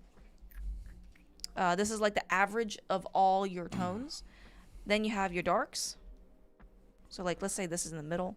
Here's a dark, your shadows. And then here's your light. In the extremes, you got your highlight and your darker darks. So this is your darkest and this is your light. And you generally work in the middle here. So it's kind of like you're working with a 3-value system, which is just light, medium, dark. Mm-hmm. Well, you're really working with like a 2-value system, or like a 2. True. It's almost like 2 groups. 2 groups. 5 values. Yes. So like this is split. Oh, that's good stuff. That's good. That's good. I should write that down because we'll have to talk about it sometime. 2 group. You want me to just like DM that to you? 2 groups, 5 values. I think that's such a big deal, like to talk about. I would even like discuss that inside of like a class. Oh my gosh. Yes. I'll just pose it like general. So what he's talking about is like the buckets, right? Or I think for me, what I like to do is think about like, okay, you divide things in light and dark. So this is, you know, like pure light, pure dark. Those are your 2 categories. And then what you do is you split that into halves. Yeah. Like everything gets grouped at the beginning. You decide this is going to be the light and this is going to be the dark. And then within those groups, you split them into like subgroups of like more values. Like like a lot of people will just use a 4-value system. Yep. You know, like for example, the demo that I did during a mentorship, like this demo right here, this is a 4-value painting. We've got, you know, we've got the light, we've got this, and it might actually just be a 3-value painting. Let me look. Is it? It feels like 4, but maybe it's only 3. Feels like 4. Yeah, it's just, wait, here's one. No, it's, well, I kind of have another one. No, that's that. I guess it's just a 3-value painting now that I think about it. But anyways, regardless, so you can see that like I've got light and I've got dark. I have even less values than I thought I had. You have light and you have dark, and people go, well, there's so many values out there, but you reuse. Like you'll see the rocks in the light are the value of the sand in the shadow. Like the beach sand in the shadow is the same value as the rocks in the light. And then there's the rocks in the shadow. And then there's the sand in the light. So in reality, it's like I've got the rocks in the light, or the sand in the light. I've got the sand in the shadow. You take this same value and go, I've got the rocks in the light, and then you go, I've got the rocks in the shadow. That's why it feels like it's 4 so values. it's 1, 2, 2, 3. 3. Yeah. Right? So it's you're repurposing. You're repurposing things. This is like this is known as like the zigzag or the shoelaces, the shoelace theory. This is what like painters do in order to really maximize the effectiveness of their values. Right? One, you have 3 values, but basically 4 potential like things that you can paint with it. And so then guess what? The sky up here, it's also value 1. So the sand in the light is also the sky. The ocean in the background is also very similar to this one right here, right? So it's like a way to group and organize information in order to keep things simple. This is pretty well known in like amongst like painters. Like this is what they do. They group values. And then within this, you would have colors, right? You could go, I'm gonna have a color and it's gonna be whatever. If you guys wanted me to draw something for you, what would it be? Miki and Ray, please. Yeah, I would love that, right? It would be this color. And then, so you can use more colors, but I'm gonna use the same values. So I'm gonna come over here and it'll be like, there's the sky. Ooh. And then you'll go, okay, here's the rock in the shadow. And maybe I'll take this value and it'll be like, you know, there's the rock in the shadow. And so maybe all my rocks in the shadow may be like that. And then I have, okay, we have sand in the shadow. So we're going to come here and we'll go like, I don't know, gray, like a grayish. And I want to keep it that same value. And then it's like, all right, I have my rocks in the light. So I'll you know, I'll come over here and go. So I can use more colors than values. Here's the rocks in the light. I'm going to make it that same value. There's like my rocks in the light. You can see like it starts coming to life. Then in the background, I'll go, all right, I've got the ocean, which is this kind of same value. What is this? Ooh. Why is this not? Oh, that's why. For some reason, it's there we go. I painted on the wrong layer. Oh. We got the ocean, and it's this value. Maybe lighter. So you make it the same value, but you can make it a different color, and all of a sudden you can turn this into a colored piece, a full color piece. Oops. I always keep doing the stinking wrong layer. There we go.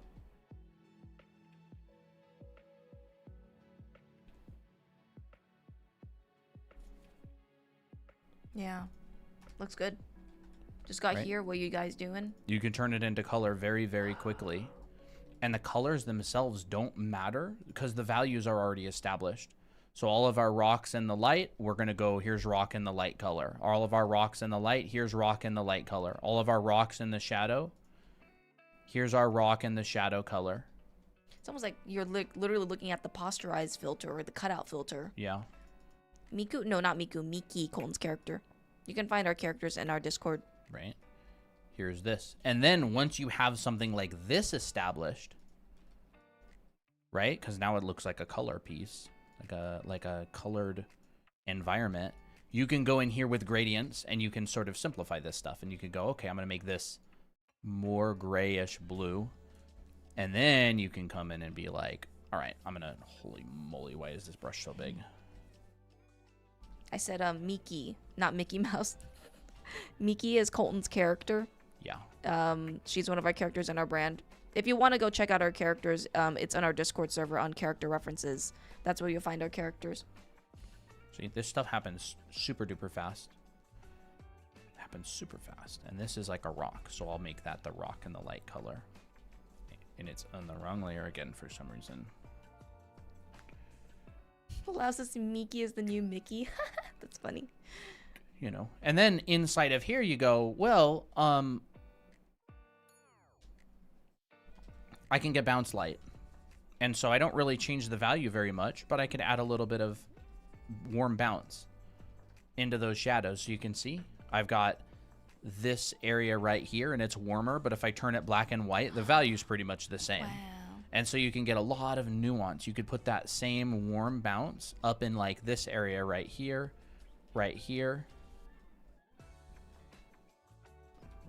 down in here. And so that's one way that you can color environments, and you can choose whatever arbitrary colors you want as long as there's some kind of logic. If you have this established, if you've got your groups established well, and your lights and your darks separated, and logic behind the light and the perspective, because this is basically just like a drawing. Like this does the same job as a drawing. It just separates. It gives perspective information. It gives light and dark information. It gives, you know, some value information, and then we could go and turn this into anything we want. You know, we could even adjust the colors. Whoa. Right? We could make it a pink that's environment. beautiful. We could make it Bluer. we could choose whatever colors we want, really, because the values are already working and the design and the perspective is already working. But anyways, that's like that value grouping thing.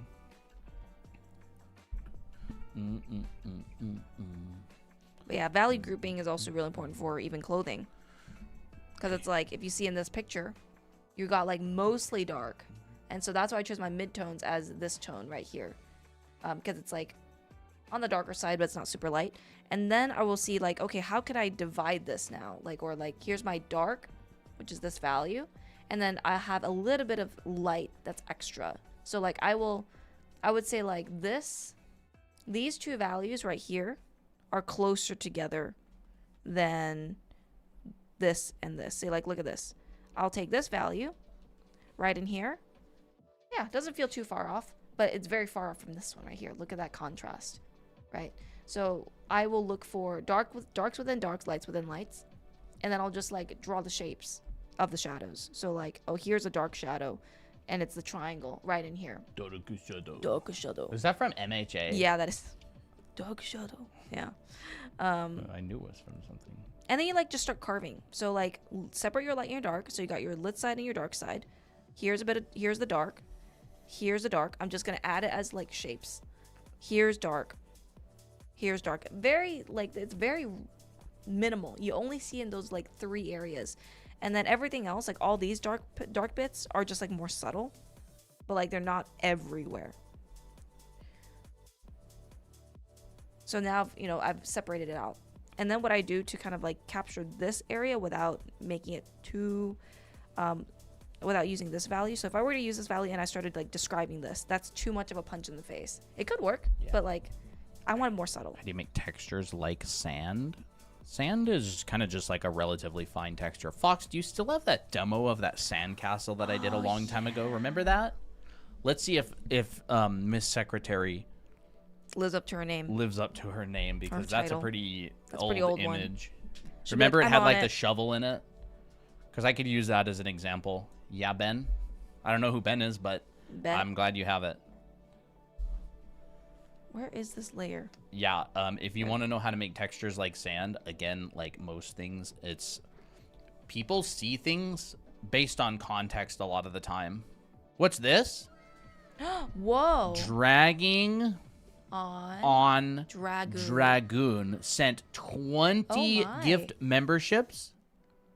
Katsua, it's your lucky day. Wow. Let's see. This is going to be going for a little bit. 20 gift memberships on YouTube. Can we get some W's in the chat? If I don't see a bunch of W's, y'all are slacking. I'm kidding. Ungrateful. Ungrateful. Dragging on Dragon got gifted. Oh, never mind. It didn't. I wonder if who is it that has not been gifted yet? Was it Marushard? I don't know who it was. But like they're was like, man, I still haven't gotten gifted yet. That's all random that's crazy. too. WWWW. Wow, really appreciate that a lot. Yeah, thank you so much. It was Maru. I have a feeling that Maru can't receive memberships, maybe. It's possible. It is possible. Did you just put a W for yourself? Look at that. And Miki. Oh, yeah. Look at all of those.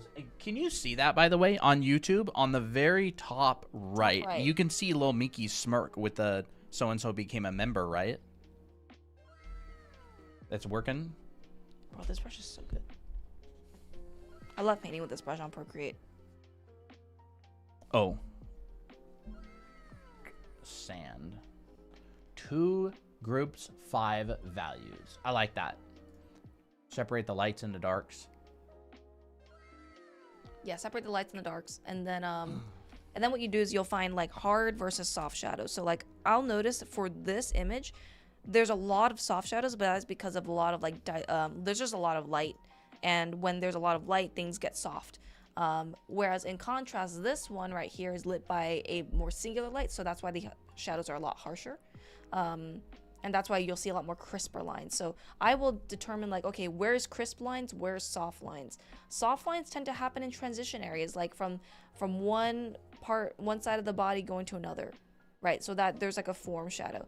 Then there's a cast shadow where it's really hard, where it's like, here's the collar, and the collar is casting a shadow onto this form, which will create a sharp shadow. Here's like cast. Here's like a bit of strong light, but that's also because of the material, right? This material is very like durable, and it's also more crinkly than it is with the sweater. So like this will have harsher shadows. And then this one right here, very, very soft, so softer shadows, right? It's also, like, yeah, absolutely. Yeah. The issue, one of the very big difficulties is these pictures that Christina has right here. We took these pictures in the mall. Yes. The mall has a lot of lights on the ceiling. So these pieces, these clothing, these outfits are getting hit from a lot of different directions, which kind of tends to soften out the light. And you have to kind of use your artistic and design discretion. Yeah. When it comes to doing this stuff. Like, there's no one answer. It's not like, where's the light source on this one? It's like, well, generally from above. Obviously, there's a cast shadow right here. Yeah. It's generally... Obviously, this cast shadow is describing the folds underneath. But when it comes to where's the lights, well, I literally see 2 lights right here, and then there's obviously lights all around above it. So generally the top, and then you use your own artistic decision making to influence. That's so true. That sort of thing. Yeah. Oh, sick. So What? this is a demo that I must have done, I don't even know, a year ago or more. And whoever asked about making sand, this is a demo that I did a long time ago. I'm making it really, really, really obvious that this is sand because I've got a shovel sticking in the dirt. I've got a little bit of sand texture, but like this texture in and of itself would probably not be enough to tell you this is sand. Texture is only one piece of information. Texture doesn't tell you immediately, oh, it's this material. You have to give like other clues. Like you see a lot of clues here. This looks like a sand castle. You've got a little stick with a flag. You've got a shovel. You've got the piles around here. You've got like so many hints that this is a sand castle. The texture alone is probably not going to be enough to tell someone that something is sand. But sand is just a bunch of little grains. Sand's a bunch of little grains of like varying colors and stuff. So that's what I would say about sand. It's like, you know, I mean, you could honestly imply sand with like a lot of different textures. You could probably imply it with this brush here. Yeah. Whoa. That texture could be sand. Actually, that brush is also you can get for free on our website, drawanime.com. You can make this texture look like sand. You could make most textures look like sand. Like this texture looks like sand. Noise, could look like sand. You could even get this to look like sand if you really wanted to. Like through context, you'd go, well, that doesn't look like sand. Well, you know, neither does a basic round brush, or neither does this brush right here, but like you could get this to look like sand. I've used a bunch of textured brushes in here, you can see. Like this brush right here. This is like a really big, like, I don't even know. It's probably like a brush. Not like that. I don't know what brush this is exactly. I'd have to look for it. Mm-hmm. You could get a lot of these brushes to look like sand, but it's so through context. Raiden says, do you have any sketchbooks you use daily? Could you show them? Is your traditional drawing style different from your digital drawing style? Yeah, I just use my sketchbooks to just throw a bunch of random experiments and stuff into. I don't really sketch a lot traditionally. Yeah, me Christina neither. has sketchbooks here and there. I used to do a lot more like sketchbook drawing when before I even had digital art stuff. Yeah. So. Thank you very much, Fox, by the way. Yes, thank you for finding that. Absolutely lives up to her title. How is she able to do it? I have no clue. Like, I'm so disorganized. She can find like any image that's ever been posted in the Discord. Yeah, I have no clue how she does it. It's crazy. So like this one right here, very, very different.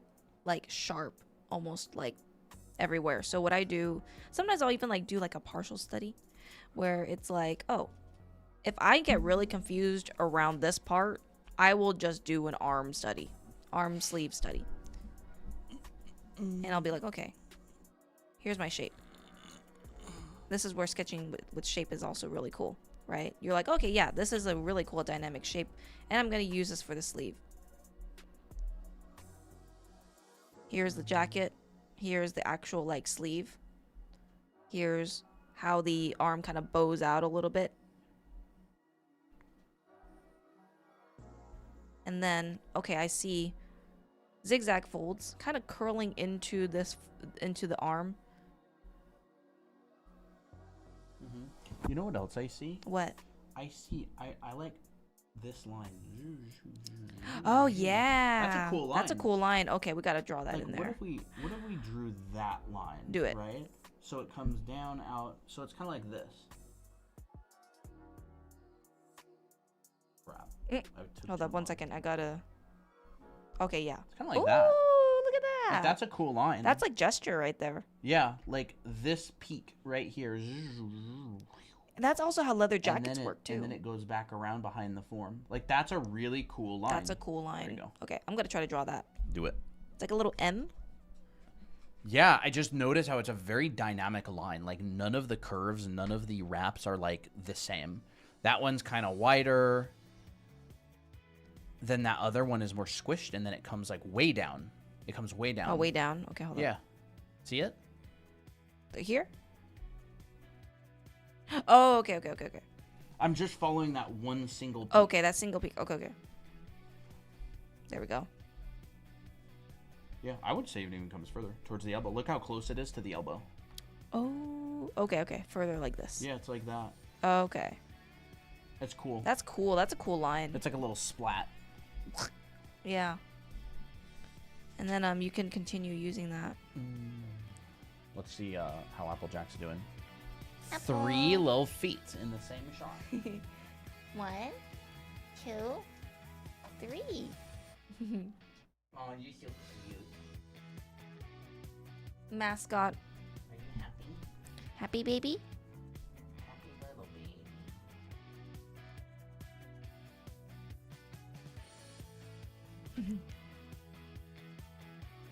He's so cute. All right. He is cute. Oh no. Oh. He's come to bother us again. I know it. Oh, crap. I made a mistake. Uh-oh. He's like, oh, well, if you wanted to love me, why didn't you just say so? Why didn't you just love me? Why don't you love me right now? Oh, it's purring too. Hey, baby. You're a good boy. He's a goodish boy. He's kind of like a dog in some ways. He doesn't mind being rubbed on the belly, as a lot of cats don't like it. You're wonderful. Especially being you're so cute. You're so happy, bro. Mm-hmm. You want to head out? You need to go tinkle? You need a little kitty tinkle?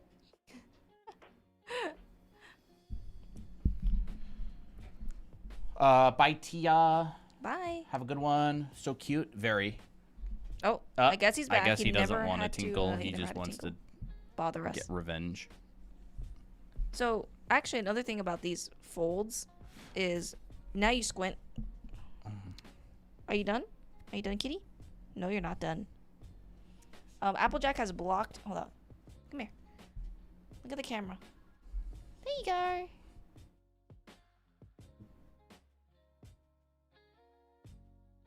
Okay, move on.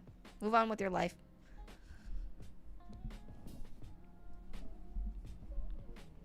So then what I'll do is, initially I would get super confused about light side, dark side, light side. I'm like, oh my gosh, this It is looks so crazy. complicated. It looks so complicated. But actually what you can do is you can like, okay, I'm just going to separate dark side, because I see that the average of this area is dark. It's a cylinder. Yeah, it's a cylinder. Here's light, dark. Okay, that's more manageable. And then you're like, okay, now what are the Now- areas in light? Oh my gosh, chat. This is going to be a huge game changer for you. First, separate large areas of light in the dark. Second, right? Listen up now. Once you've established, then look for little areas of dark in the light and look for little areas of light in the dark. So you go big separation. This is generally light. This is generally dark. Now, hey, you've got some light in my dark. And hey, you've got some dark in my light. Yep. Makes it so much easier. Yep. So much easier. Like all I have to do now is, oh, I've established the dark and I've established my darker darks. Okay, now I can go like, ooh, okay, yeah, I see this little highlight That's not in even here. light, really, honestly. It's not. I would say, It's like, whoa, I can see your cursor. whoa, you can. What the heck happened? What? Wait, I have no clue. I have no clue what just happened. there. What? Why didn't I do that before? I have no clue. Yeah. Like, if you look at this and you squint your eyes, I would say this is like the only, Very bright side. very bright side. That's or true, it's because actually. you're using the eraser, I think. Yeah, I'm using the eraser. And Okay, so it's like, let me do that. There. and so it's like, Whoa. it's like that. Yeah. And Right? honestly, that's You've it. got some light in my dark. And then you come over here and you go,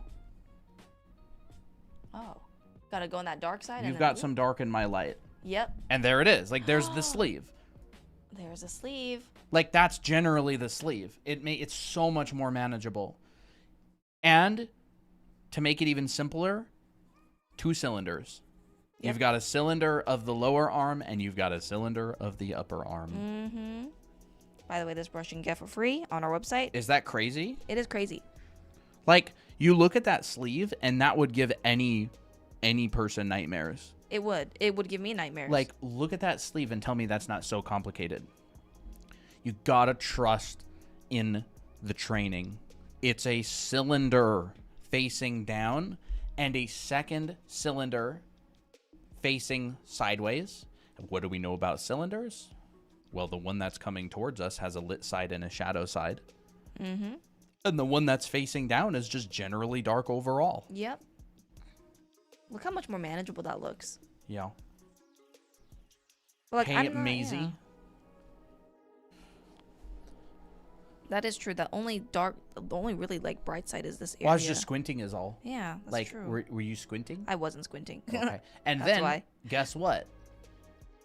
If you want to expand it all into the chest,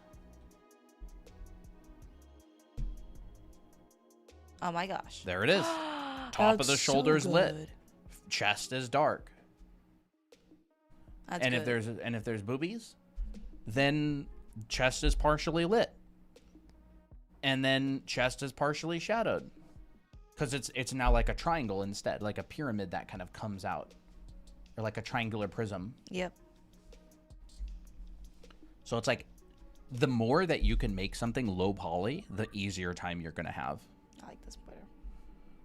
The more low poly you can make something, the easier time it's going to be. Low poly. Yeah. A cylinder, a second cylinder.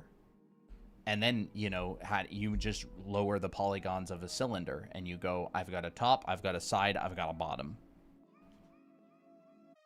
And then, oh, the last thing, you know, this is the part where everybody goes nuts is, I want to do this part. Ugh. Ooh. Yeah, well, you can just after you do all the other Yeah. And that just fundamental describes your things. form. Yep, that describes the form. Boop. Dang, I need to do more clothing studies as well. Yeah. I also want to make friends with people from all over the world. Do it. Do it. All over the world, huh? That's fun. They often hang around you while you're working at your desk. Yeah. Yeah, they do. I think hang around is putting it lightly. I think like bothering, probably more accurate. Does this face look bothersome to you? Not that face. You can't see his face.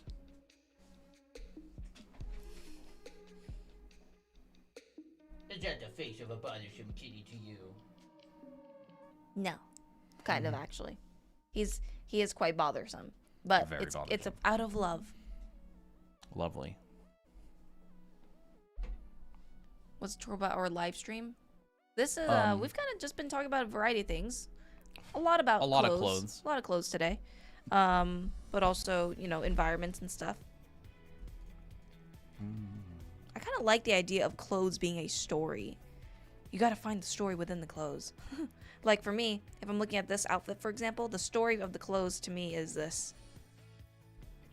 Oh, the clothes wrap around starting from the side, or it goes upwards like this. Like that's a story of the cloth. So like I will try to mimic that shape or that kind of transition onto my drawing, like even with something like this. I'm like, okay. I love that feature. Oh, did your old iPad not have that feature?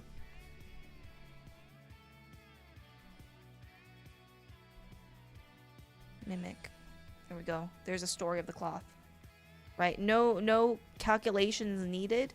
You just got to understand here's where the starting point is, here's where the end point is, or the end point technically is around the back. Starting point, end point. And so you just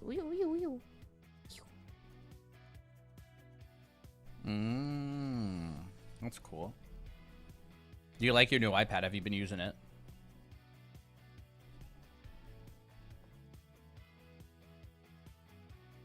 I'm gonna merge. I'm not having too many layers now.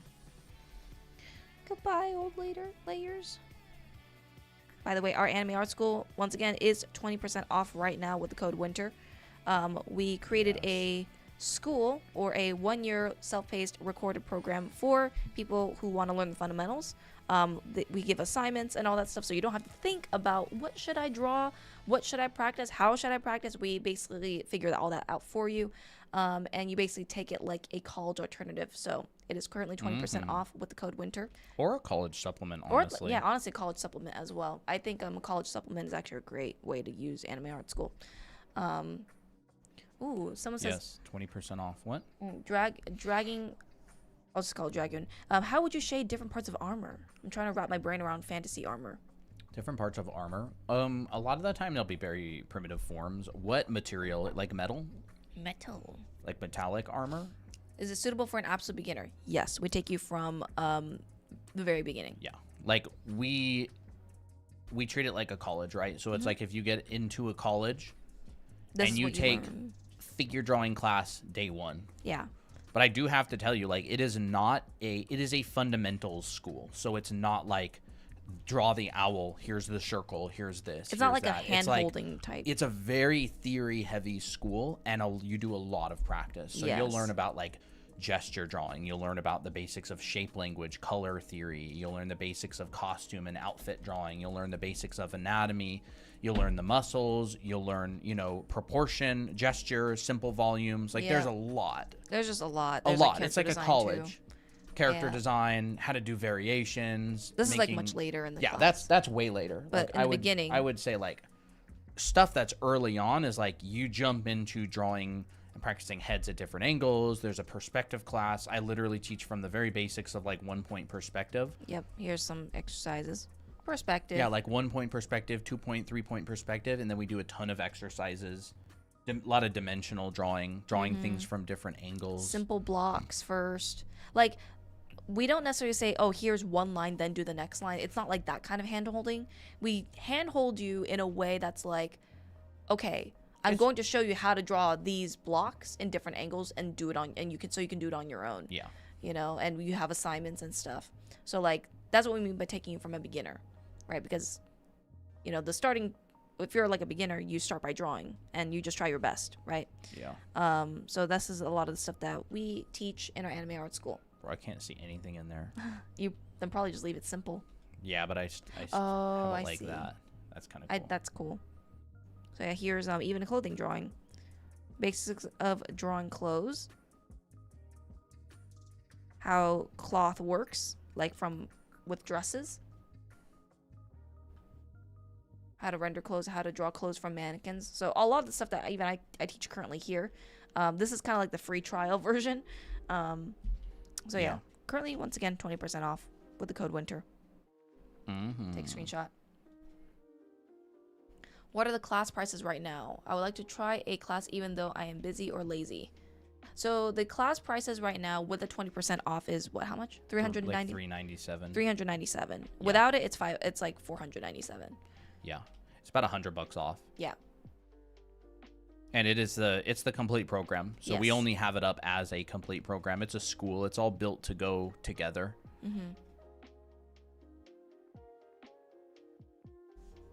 And you can take, whichever classes you want first. We have a general guide of how we recommend you taking the classes. But, like, if you want to start off with dimensional drawing first, which is also very recommended, like, totally fine. You can do that. Well, they're numbered. They are numbered, yes. But you can jump around. Yeah, exactly.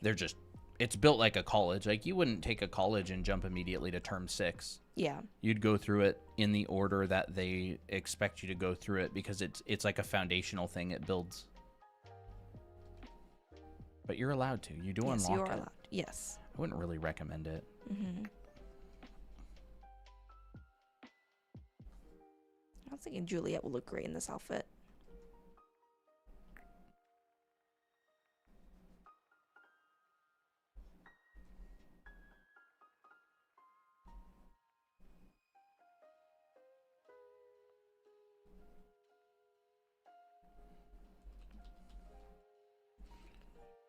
And I think for me personally, the way how I have a lot of fun drawing and studying is, injecting my own character. So, like, yeah, I'll do a clothing study of one, something that I like, but two, I'm like, oh, I'm just gonna add my OC in here, so it like doubles as kind of personal work. and makes it even more fun. But I think that that's kind of cool.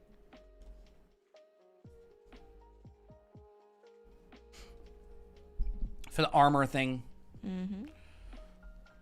I mean, okay, what is it? How would you shade different parts of armor? It would be metal rendering. So, like, it would definitely be primitive shading. So, you know, spheres, cylinders, right? Like a bracer or something would be like a cylinder. So, like, here's the cylinder, and you might have, like, I don't know, a strap that goes over it, like this. And so it'd be metal rendering simulator, right? Even if you have like a helmet or something, you know, it may just be like cut like this, and then this is metal rendering. So unfortunately, like, I mean, it's kind of a lot to go into on a stream, but if you're rendering metal, like, metal absorbs the environment, it reflects the environment, so it generally won't have as much of like a core shadow. Like general rendering is like you have a lit side, you have a shadowed side, and then you have like a core shadow, and then a cast shadow. But with metal, it kind of like reflects the environment around it. So you get like a general, here's the environment, here's the mountains in the background, here's the ground, you know, here's the clouds, and you'll have a shadow, and you'll go, I see the shadow in the reflection, right? And it'll be like something like this, right? And it'll be like, okay, I see the clouds in the reflection as well. And I see the sun in the reflection. And your sun would, you know, maybe be like, I don't know, here or something. So metal is just a little bit different than like matte surface rendering, but the more rough metal gets, the more you will start to kind of get that sort of thing. I would say open recent medieval armor. Ooh. Please load. Ozzy says that is really good pricing considering it's based like a school. Yeah, we try to make it affordable, you know? Yeah, absolutely. We want it really affordable. So you can see with like rendering and of armor, it's all primitive forms. This is like partially a cylinder, partially a sphere. This is like partially a cylinder, right? Like here's a cylindrical part. The neck part right here is a cylinder. Like it's all primitive forms, and it's very functional based. So I would urge you to collect reference. Like here's those bracers I was talking about, right? Like you can see this faces up, it reflects the sky. The exposure of the camera is exposed, so the sky is overexposed. That's why the piece of metal is white. Like it's all based on that, right? And then this reflects the ground, and so you get the reflection of the ground. And because it's not polished smooth, you don't see a clear picture, you just see a general color. This reflects the sky. That's why you see a line there. Sky, ground. Ooh. You know, there's like this shines off into the background, probably some trees or something. Sky, ground. So it's like low poly. This is like a really good example of like so a low poly, like what you would get in like a low poly type thing, right? So you get this, like this is red because it reflects his shirt next to it. This reflects the sky. Look, you can even see blue in there. And I would do studies of this sort of thing. This is just a board, like a reference board that I collected. See? Sky. You can even see some of the ground as this starts to pull down. You can see some of the overlaps because it's cylinders. Let's go take like... Oh, here's a good one as well. Ooh, that's cool. Yeah, it's all material and primitive form rendering for the most part when you want to do armor. Where was that one? This one?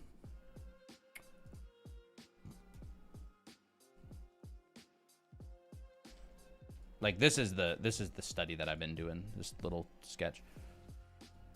So we can go over here, pull this in, and I'll just go,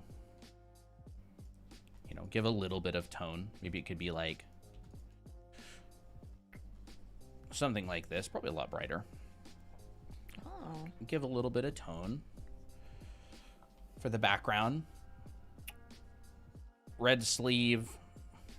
Red sleeve. It's like pretty highly saturated. These colors, these photos probably are like a little bit photo shopped in order to boost the vibrancy of the colors. This is a cylinder, and it comes up, and it comes, you know, whatever, down like that. And we'll go sky.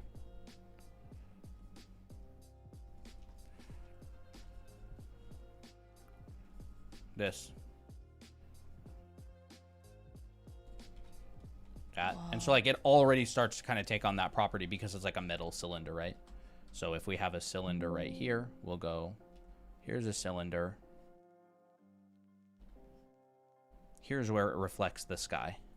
Here's where it reflects what's over there. Here's where it reflects what's over there. And then on top of this, Wow. Just something you so will simple. have, yeah, for sure. You will have like details, right? You could have a leather strap, and it's like, what is the leather strap? Well, it's leather. And so it pops off the edge. You might see where it connects to this. And then you'll go, what's lit from this direction? Sky. It's not in direct light. Probably cool. Here's the top of the leather. Gold. We'll just stick something like this in there for now. It's metal. Gets really hot highlights.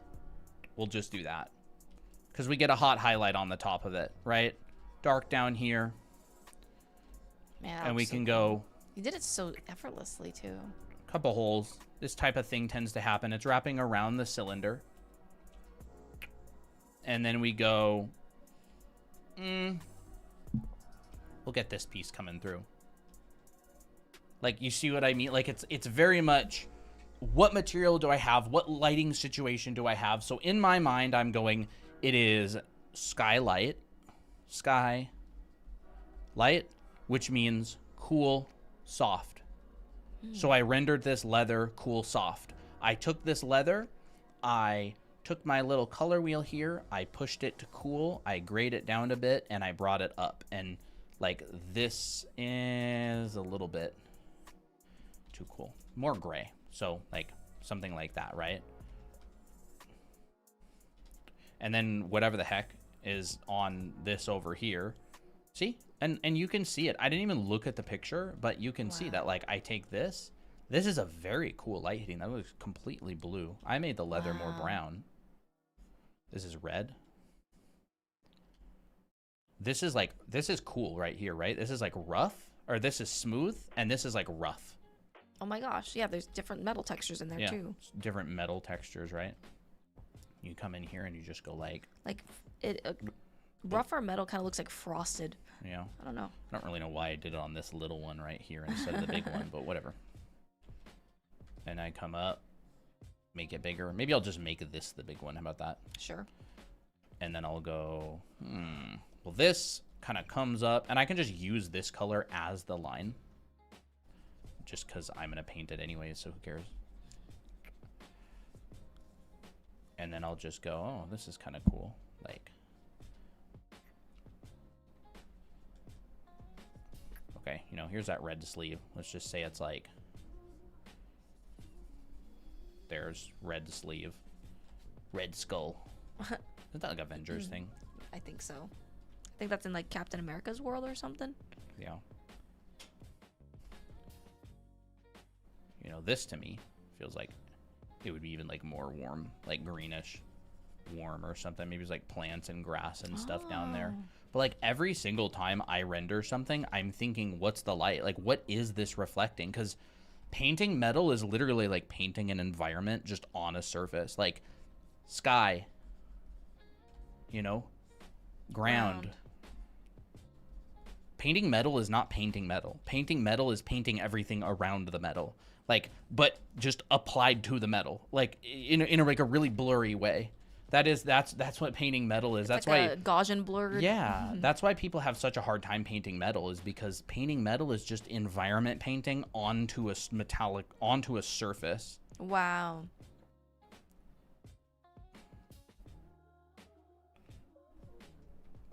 Especially if it's reflective. And I haven't used any sort of a blur tool yet, which is totally fine. I don't need to use a blur tool, but if I did, you know, I might Mind blown pancake says, just blur it a little bit, you know. And this, again, like, I could just blur all this. It'll look smoother. The blur does not make the metal. The blur just, you know, blends a little bit here and there. You could have, like, maybe that sort of thing. It looks like metal. That's beautiful. Metal is a weird material. It doesn't have, unless it's like painted or something, it doesn't really have its own. It's like a shapeshifter, like a copycat material, right? It just copies everything around it. Seriously, look at these. It's the metal doesn't like have its own color. It like takes on the color of everything around it. Like this person's in a studio, so all of the metal has like no color influence. So you can see it's all just gray. Lighter pointing towards the light, or pointing towards a light surface. See, look, here's a reflection of the strap. It's just become that strap. If the whole background was straps, the whole piece of metal would be this color. Wow. I'm moving this around on accident. Oops. I think Whoa, what that's can be cool. confusing is because, like, what if, like, oh, metal has its, like, own inherent material? Yeah, this is like painted metal right here. So Ah. everything is influenced by the black of the metal that's painted, but you can still see the sky here. Like this area right here is the sky. It's like blue. This down here is like a warm. It's probably bouncing from this right here. So you can see this shape is his shirt. That's why some people are so good at painting metal. I'm not particularly great at it, but I understand it. But like some people are so good at painting metal because they're just painting everything around the metal on the metal. It's weird. That's kind of cool. Yeah. But anyways, that's my thing on metal. Like look, you can literally see the whole entire environment in his shoulder. Wow. There's the clouds. There's the sky. There's the ground. There's his face. Yeah, there's his face. This is his face. There's the sky. Like the metal is the environment. The red shirt he has on is the red shirt. The metal is just the environment wrapped around a cylinder. There's the horizon. Look, here's the grass. Here's the horizon. Here's the sky and clouds. Yep. And then there's the dirt behind it is also getting right here, right there. Would you mind explaining not dirt, gold, it's a since it building. doesn't really take the color of the environment? Gold is different because it kind of has its own Inherent color, I guess. inherent colors and stuff. I feel like maybe it would respond similarly, but maybe it'd be It like is- affected or tinted. It basically gets tinted like everything out. I'm not the best gold painter. I would probably want to find some reference of like gold coin pile or something. Like a pile of why is it stinking Yahoo again? I hate Yahoo. I want Google. Gold coin piles. And everything's like studio lighting. You got to be really careful because like all the references you find online are going to be studio lighting, and you can't put studio lighting, Everywhere. a studio lit piece of metal in an environment because it's going to look very out of place. What about So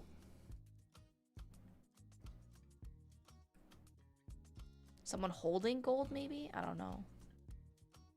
that looks AI to me. Yeah, that probably is.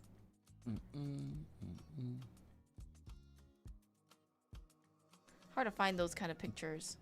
Yeah, just looking at that, like I would do gold studies and I would go, what colors tend to show up? What colors does gold tend to be in the light and in the shadow? We could maybe do like jewelry, gold jewelry, perhaps. I don't know. Maybe because it's being worn on the person. That's fun.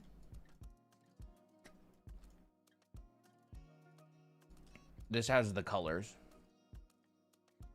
This is totally AI, but the colors look pretty close. So like just color sample it and just be like, what color? Like what is the jump between this? Okay, so it's like more red. My opacity is not high. What about in like the shadow? Like what is that? Oh, that's very red in the shadow. So it's like, what about in like the light and like the highlight? All right, so it's really yellow. And then it goes orange, and then it goes into red, and then it goes like really into red in the dark. And so I go, okay, like if that's the formula, then I'll do it. So if I render something that's gold, I don't know, maybe I'll use like my basic brush. If I render something that's gold, I'll go, okay, so maybe I'll go like really yellow. One ring to rule them all. Okay. And then I'll go into like orange. Wow. And I just like start trying stuff and experimenting and go, what am I actually like looking at, right? I could go look up like a gold ring and I could sort of try to use that color scheme. So gold ring. This is all going to be very studio lighting. Yeah. But, you know, I guess that's okay. Gold ring medieval. Ooh. Kind of. Very thin gold. I'm not a huge fan. But like, whatever. Let's do this. I want to move it slightly. I'm gonna pull this in here. I keep dragging it onto my. That's big. That is big.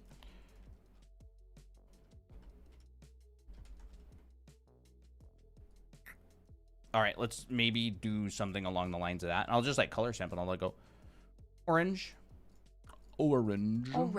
yellower, much yellower. So like it looks to me like generally the path of gold goes in the lights. It's more yellowish. In the darks, it's more orangish and maybe gets a little bit into red. So I'll like use that strategy here and I'll just see how it looks. So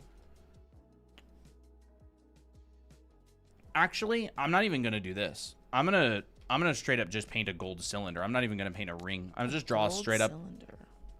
I'm just gonna draw a cylinder, and then I'll go. Here's my gold cylinder. All right, we'll try that. Light, front left. So let's just pull the light.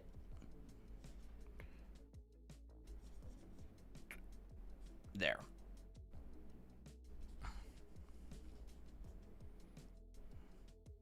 Here's the top of the cylinder. All right. Whoa. That already looks gold. And then what was it again? It was more yellow in the light.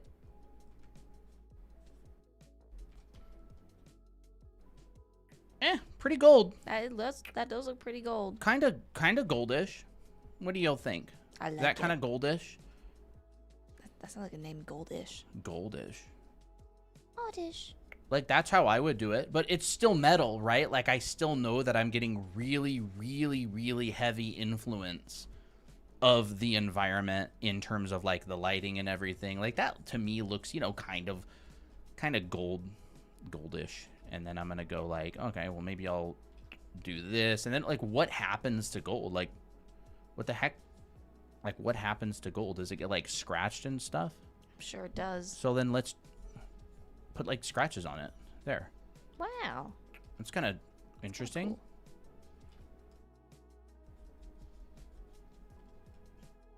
Maybe some, like, divots? Dings and divots. Oh, maybe some, like, maybe jewels uncrusted on it. I don't know. Yeah, like, kind of looks goldish to me.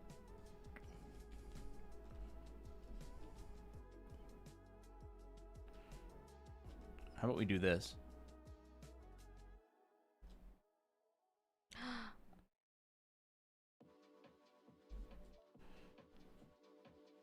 $24 karat. There, now it's gold. Oh. Maybe we'll be able to, like, get people to understand through, like, context what exactly, I don't know, this is. Just Engrave by it going, okay, let's, like, engrave it or something. And I'm literally just using the basic round. Like, I'm not using anything fancy. My smudge brush is just like some soft brush that kind of just like smudges things around. Like, this is how I would like do studies. Like, if I had to paint a bunch of gold for a client project, I would do this. I would like decode the gold. Decoding. That's fun. You know, I'd try to like decode the gold a little bit and like try and figure out maybe a little bit of how it works. Maybe we can make it like a little bit. I don't really know. Goldish. And then I'll just...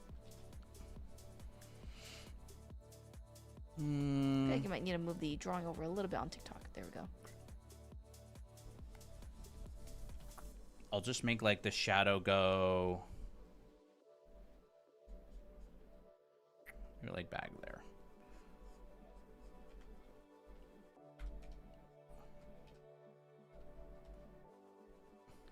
Maybe we'll bring the shadow all the way like over here. Yeah, looks kind of gold to me. Maybe I'll... Not that I really want to do this from imagination. Oh. Actually, I'll do this first. There's that. Do this. Do this.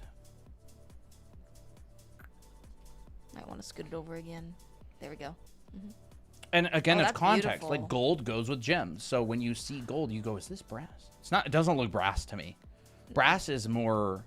I think brass is more like Brownish? reddish. Oh, reddish. Like okay. reddish, brownish, right? Like me look. brass to me doesn't quite look like this.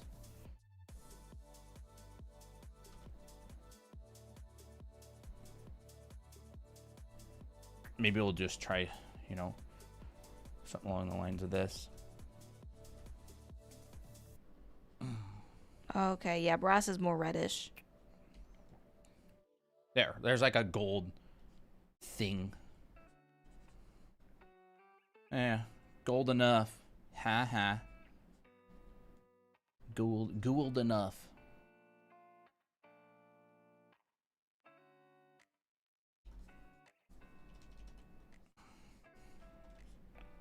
There, what do you think, Chad? Does that look gold? Does that look gold to you? I think that looks gold to me. Kind of gold.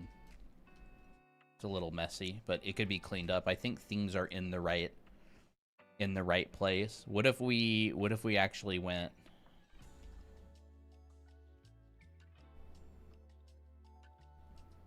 and we decided that this was actually like hollow, like a gold bracer or something, or like a gold tube Ooh, that's gold like too. empty.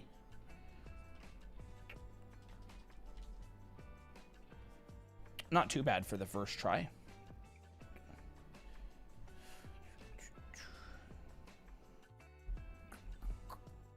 And then what do? They go like ting, ting. Sparkle, sparkle. Kira, kira. How much art do you guys have of Jake? I have the perfect audio to edit him to. That's pretty few and far between. Pretty few and far between. You might Have to go have on a- better luck looking through the community and asking for Jake art. Yeah, I don't know who collects Jake art. And what is a perfect audio for Jake? I only need 6. Jake. Okay, let me see how many Perfect Jake times. audio would be like, It. I don't even know, clown song or something. I'd wear this on a modest day. It's like a gauntlet, like a wrist thingy. Yeah, gems aren't too difficult. You can make a generic gem just by going any color, right? We can make it pink. Pink. Really dark and saturated. Really light and saturated. Specular highlight. It's super easy. I had to do so many stinking gems for... What project was it? Guild Wars? Guild Wars. And this was like... was the way that we would do gems just really quickly. That's what it is. Have the dark saturated part behind the highlight and have the light saturated part opposite side of the highlight. So right here. And it's just like a really fast, low effort gem. And it looks good. It looks good enough.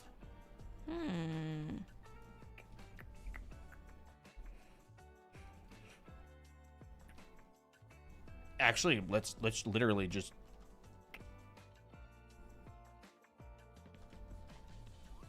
See? Wow. Just shake it, and we can put this one there. And then, of course, we want to integrate it, right? So this pops out. It hits the light. This goes in. It doesn't hit the light. This goes around. This might catch a little background. Metal rendering 101. This goes into the gem, and then we get a specular. Boom. Sounds like a fun course name. Metal Rendering 101. We get a specular there. And we can put another gem on it. It's kind of like a, kind of janky. This is like a really, really damaged cylinder. And now you can make Thanos' glove, Lau says. Yeah, for real. And then another thing you could do is you could just go like, how would I do this? How do they make the thing? What thing? Like this? You mean like a halo around it? Oh, pick up item. Oh, yeah. And if I'm going to be fancy, like a little fancy, you can just add a little contrast behind it, like the bright spots. Could do that. There's how I would do gold if I didn't know how to render gold, which I really didn't. I actually forgot. Like, what the heck? I just grab a picture of gold and I go, what direction does the light and shadow tend to go, right? Like, I color sample the lights and I go, that's pretty yellow. Look at this. It's like all the way by green, but it's very, very, very bright. And then look, orange, orange, orange, pretty saturated. You get some really saturated oranges in there. And then I go, well, what is that saturated orange from? Like, is it reflecting something? And it might trickle a little bit into red. Then I come up here, really yellow, really yellow. What about this? Oh, well, this is pretty saturated yellow. Okay, well, what's that reflecting? Maybe it's like reflecting the underside of this or something. And then I just go, okay, light, pale yellow, dark, saturated orange, maybe getting a little bit into red. Then I go light, pale yellow, dark, saturated orange into red. And then I kind of just transition into that. And then I just render it like a reflective metal. And I give context clues. 24K. Oh, gems. Wow. That's... And all I needed was an AI image, which I don't really like that much. And the ring was much more helpful. Well, that medieval ring down there looks really cool. That? Yeah, that one. That's pretty sick. Whoa. I like this one. Oh, that one's sick. Bro, imagine And if we so- find one of those. Then I'd probably go in and study stuff like this. Whoa. There we go. That's so cool. That's sick, dude.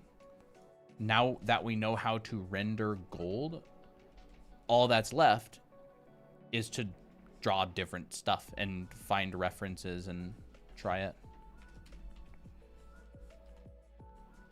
Mickey ring. I'm kidding. It's cool. It's like, this is kind of like a peak. It's like a peak right there almost. You can see like a fast transition right here. It's kind of interesting. Oh, yeah. That's cool. It's like a medieval ring.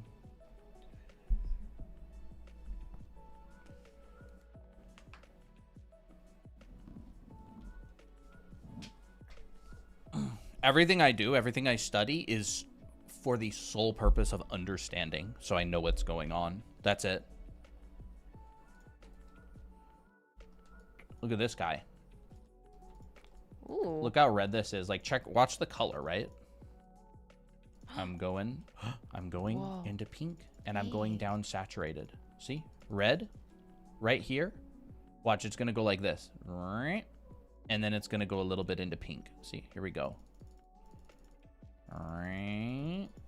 Why? Why does it do that? Because it's cool lighting. It's the sky. You can see there's no harsh shadows. This is a cloudy day. Or he's standing in the shadow of a building. The sky is lighting this shoulder pad. The sky is lighting this part of the sphere. So we just go, here's the sphere. Here's our red. All right. Right.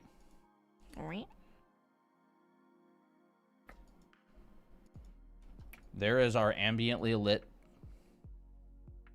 sphere. Whoa. And the shadow, Looks like a dodgeball. probably.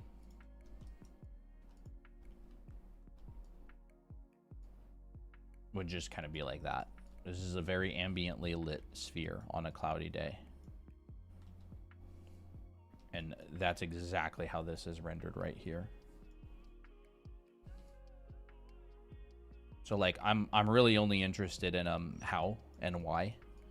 Because if I know why, I can reconstruct it myself, like in an informed way. And if I know why, then that means I'm able to inject my own design, my own knowledge, my own understanding of materials and perspective and rendering. If I don't know why, then I can only use the picture to copy it. If I do know why, I can draw my own thing and use the picture to inform my drawing. Oh. So like I'm only interested in the why for the most part. Like I'm looking at all these different areas and going, put on your little Sherlock Holmes hat with your little bubble pipe. I need one of those. Bubble pipe? Yeah. Look. Anyways, what's Christina up to? I'm trying to make a ring. That's fun. Mickey ring.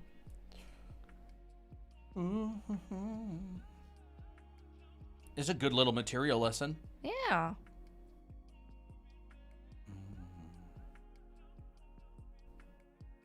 It's always a good day when... Oh, that is not a ring. It's like it's close to a ring, but it's like too oval.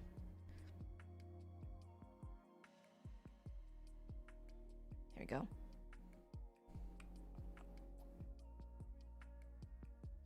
You're usually like a couple of little investigations away from being able to draw something really well. Mm-hmm. Especially if you have foundation. Yeah.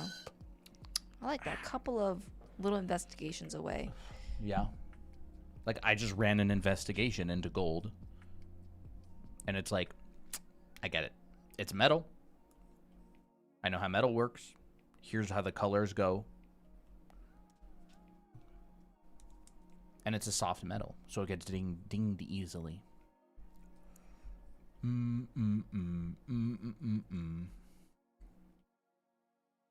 What if you added a super saturated, almost bluish white to the highlight? You couldn't get a super saturated bluish white because blue is a dark color. So if you want it to be light, it has to be desaturated. It can't be super saturated.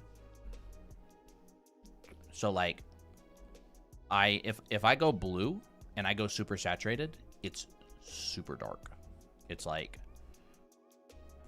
this dark. If I turn that black and white, it's like super dark. If I wanted it to be if I wanted it to be a bluish white, I have to bring the saturation down a lot. Oh, desaturated. Oh, desaturated? All right. Huh, interesting. What did you do? I can press my little button here and it'll click it. What on the heck?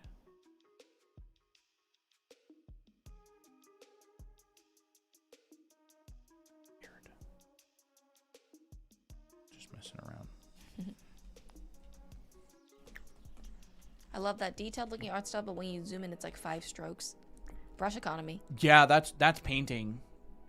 That's just painting, like in general. But yeah, like I don't like to paint. I don't like to overly paint things. Maybe it comes from my background as a concept artist, because the longer you spend on something, the less money you make. It's kind of like a, but like most painters try to use as few brushstrokes as possible. Like when you get into the world of like representational painting, a lot of painters go the route of less is more. Like you look at any Sargent stuff, very much like, how do I show this with the least amount of brush strokes possible? And I think I like it. I like the look. I like the look of work that's very painterly with few brush strokes. But it doesn't work for everything. Like I think if there's an illustration that like really is, that's not about the painting, maybe it's like an illustration and it's like splash art and it's about the characters, I probably wouldn't want like a super interpretive paint. I'd probably want a really rendered character. It's like fine art. I like the look of less is more. Finally just got a Christmas tree. Ooh.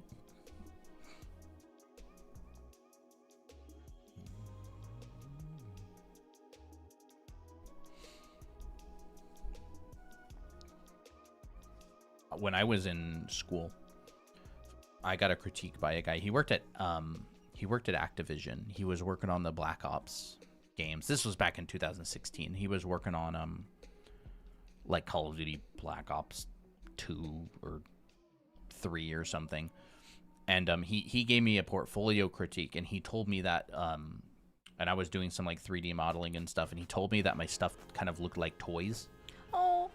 And it was such a helpful critique, and I'm just like, well, how do I make it not look like toys? And he's just like, materials. Better use of materials and scale.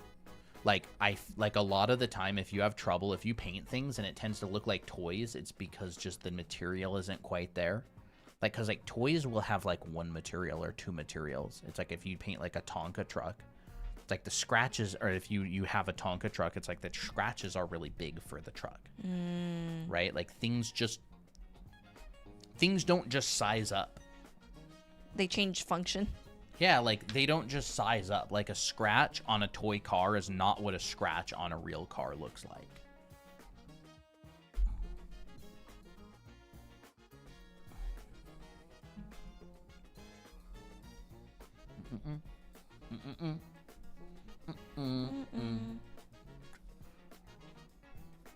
The more you add black and white to a color while it is in its purest form, the more desaturated and darker. Adding black and light or adding white, the color becomes too. Yeah.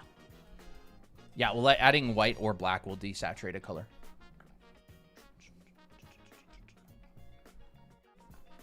Well, like, yeah, like it's kind of like white will lower the intensity just because it's like it just makes things more transparent. Not transparent. It makes things less saturated. Like adding white, it's like put the haze on it. Yeah. And the more you add white, the lighter it is, and it also just desaturates because there's not as much chroma. Yeah. I talk about this a lot in my painting class. We do assignments and still lifes, keeping these things in mind. I think one of the best possible assignments for people to do is still lifes, but following a process that forces you to think about things that are really important when it comes to painting. Like, you do a still life and you start in two values. You separate your lights and your darks. And then you go, I'm going to add a third and fourth value, but it's going to be in my lights and in my darks. And then you go, okay, now I'm going to think about color, but I'm going to think in terms of color temperature. Right? It's like, is this warmer or is it cooler than the color next to it? And you go, is it lighter or darker? Is it more or less saturated? Is it warmer or cooler? You ask yourself those three questions: value, hue, and saturation. Mm-hmm. And a lot of the time, if you're having trouble like figuring out what color something is, put down a color and just ask yourself those three questions. Is the color I put down lighter or darker? Oh, it's darker? Okay, you go up a little bit. Is it warmer or is it cooler? Because it's very easy to see temperature. It may not be easy to see the color of something, but it's easy to see temperature.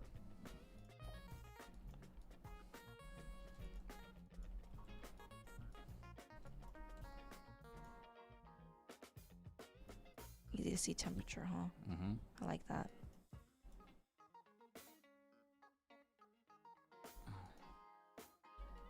Because like you can tell what is warm or what is cool. I mean, unless you're, well, even if you're colorblind, I feel like you can still understand some context. No, I never really used grease pencil that much. I used grease pencil a tiny bit doing 3D drawings in Blender for fun, but I very rarely used grease pencil for anything, mostly because I never really got into it. It's possible I would have explored it at some point. I used Blender professionally back when it was like in the very early stages of Blender 2.8. It's like way more advanced now. They have a lot more functionality.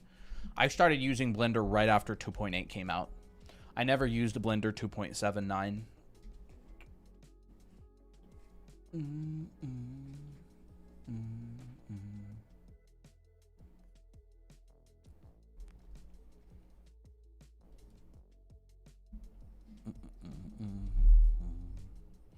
would be fun to make a 3D class or something at some point. Ooh, I'm 3D not class? I'm not nearly familiar enough with 3D modeling and poly modeling to teach a class on 3D.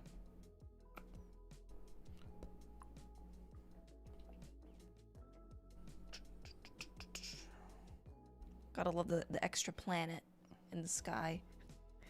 That crater. Yeah, for real. And I'm just kind of doodling whatever.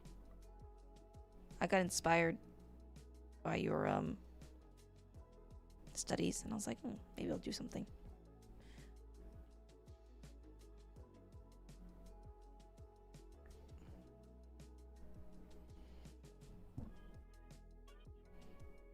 I find illustrations that use the white of a canvas to like add into the illustration, like I think that kind of stuff is really interesting.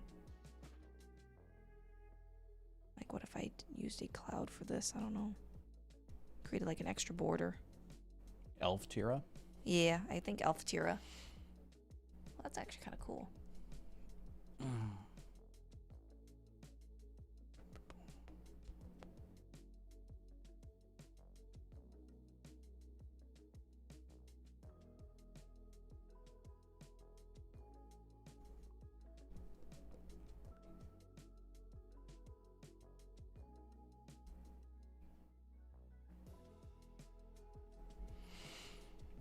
Maybe someday when we go and visit my parents' place, we can go dig through some of my old boxes and art and take a bunch of pictures of them. I think I still have Miki's old drawing baby pictures somewhere on my phone. Do ya? Yeah, somewhere. We literally found Miki's baby pictures, like the first images I ever drew of Miki. They were so cute. I love them. I love them. I'm gonna turn these into mountains. Miki the celebrity. Oh, we're gonna and probably in the first third of 2026 we're probably gonna hit 10,000 books sold. Isn't that amazing, guys? 10,000 Mikis. 10,000 Mikis. 10,000 Mikis out there. Is that crazy or what? Seed of Miki. Yup. Are y'all gonna put up the Christmas tree then, huh? Crap, we didn't put up our Christmas tree. 10,000 hour stream to celebrate. 10,000 hour, bro. I don't even know what we'd do in 10 hours. Yeah. The thing is, the money it costs in advertising to sell 10,000 books is about what you make selling 10,000 books most of the time. Books, I've said it before, books are just not very profitable unless you go like really, really, really popular or viral. Books just don't earn that much. You only make a couple dollars off of each copy sold, and it usually costs a couple dollars in advertising to sell a single copy. So there's kind of two ways around this. Either you do really, really well at organic advertising, or you make an entire series, and so you only have to sell one book, and then people go and buy the second and third and fourth and fifth. Is that interesting? Business. 10,000 hours, how many days in that? Well, there's like 8,000 something hours in a year. So 300, I would guess maybe 425 days. Well, how close is that guess anyways?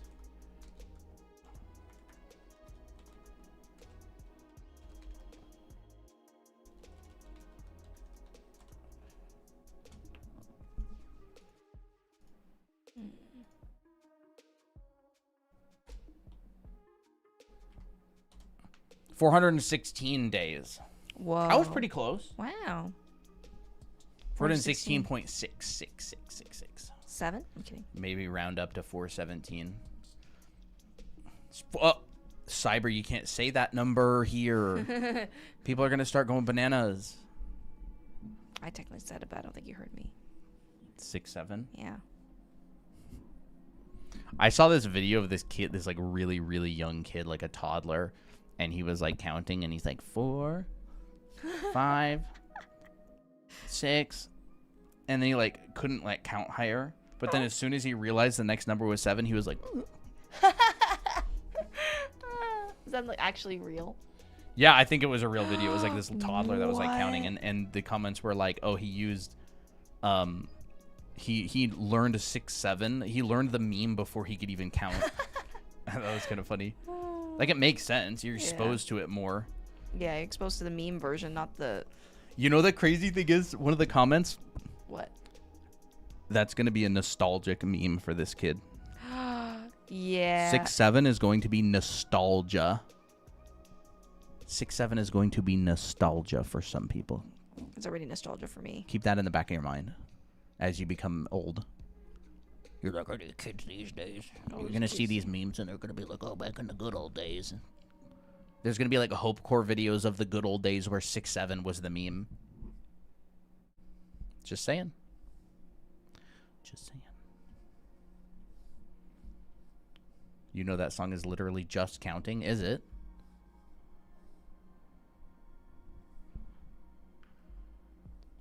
Is that the craziest thing though? What day is it? Wednesday? It's Wednesday.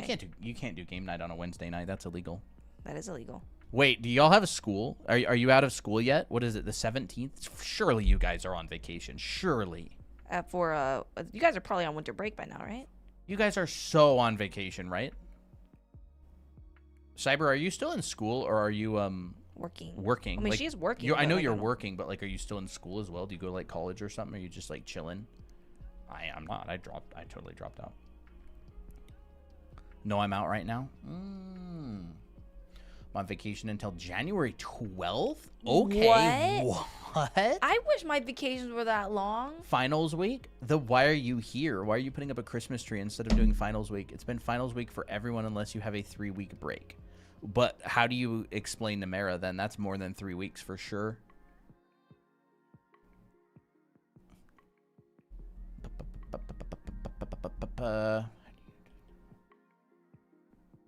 How do you just draw all over your canvas? I'm like OCD with it and always start a new file. It's a little concept called fill the page. And we did it a lot back in school. I may or may not be dropping. That's fine. Like, I don't care. I don't care at all. Like, honestly, it's so dependent on people's goals, and I 100% think if like you're facing a college where you're going to get into a bunch of debt and job placement is not very good and the college does not teach what you want to learn very well, I 100% recommend dropping out. I did. But it's specific case. It's like case by case. It's like, I don't think you can give generic advice because there's a lot of cases where it's just not good advice. I want to be in the entertainment industry. Ooh, that's fun. YouTube is good. It's such a good time to be in the entertainment industry. Education is super affordable. Equipment is super affordable. Like, look at, like, you can, it's so crazy. It's so crazy. I'm not saying everybody should do it or everybody will succeed. I'm just saying it's the best time to do it. To just get out there and do it. We are. I quit art in order to do what we're currently doing. So is what we're currently doing considered art, or is it like kind of art related, like based? I think it's art based because it's like, I mean, we do more than just draw. Like, we teach pyramid and stuff. Yeah. We have the pyramid of art, yep, entertainment, education. That's what we do. We just combined it. Because, I mean, like, if we were just only drawing, we'd be just doing Draw With Me streams. Which sometimes it is, but, like, most of the time we're education. No. But I heard a quote not too long ago. It said, it's never been easier if you know what you're doing, and it's never been harder if you don't know what you're doing. And the good thing is, you can learn to know what you're doing pretty much for free. Like, there's a lot of people who know what they're doing out there, and they teach it for free. Case in point, like, Christina and I. Like, we teach the fundamentals of art for free all the time on stream. Art education, entertaining art education.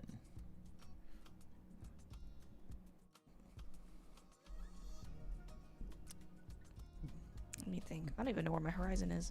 I feel like my horizon is like here. Yeah.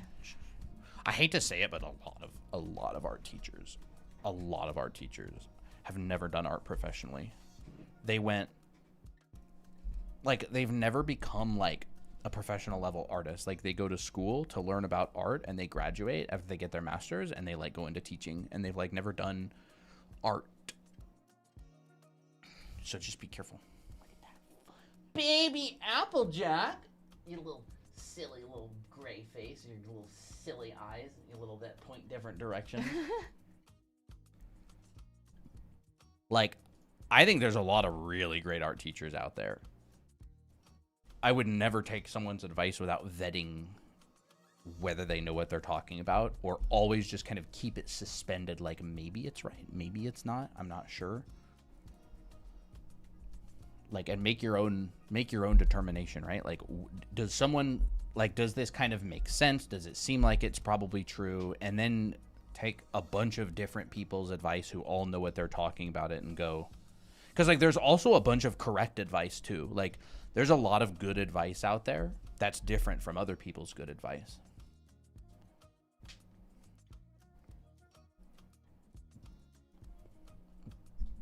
This thing looks weird. It's like lopsided.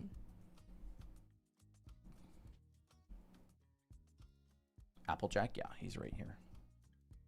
Silly little apple. He's such a goofy butt.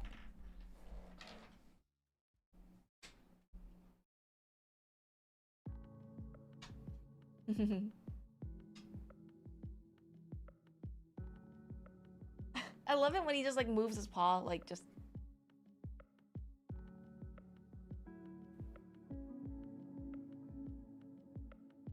Look at the camera. You know, I just want to like, his face looks like steamed buns, you know? Like manju buns. You look like a little pile of ash. Thank you, pancakes. Uh-oh.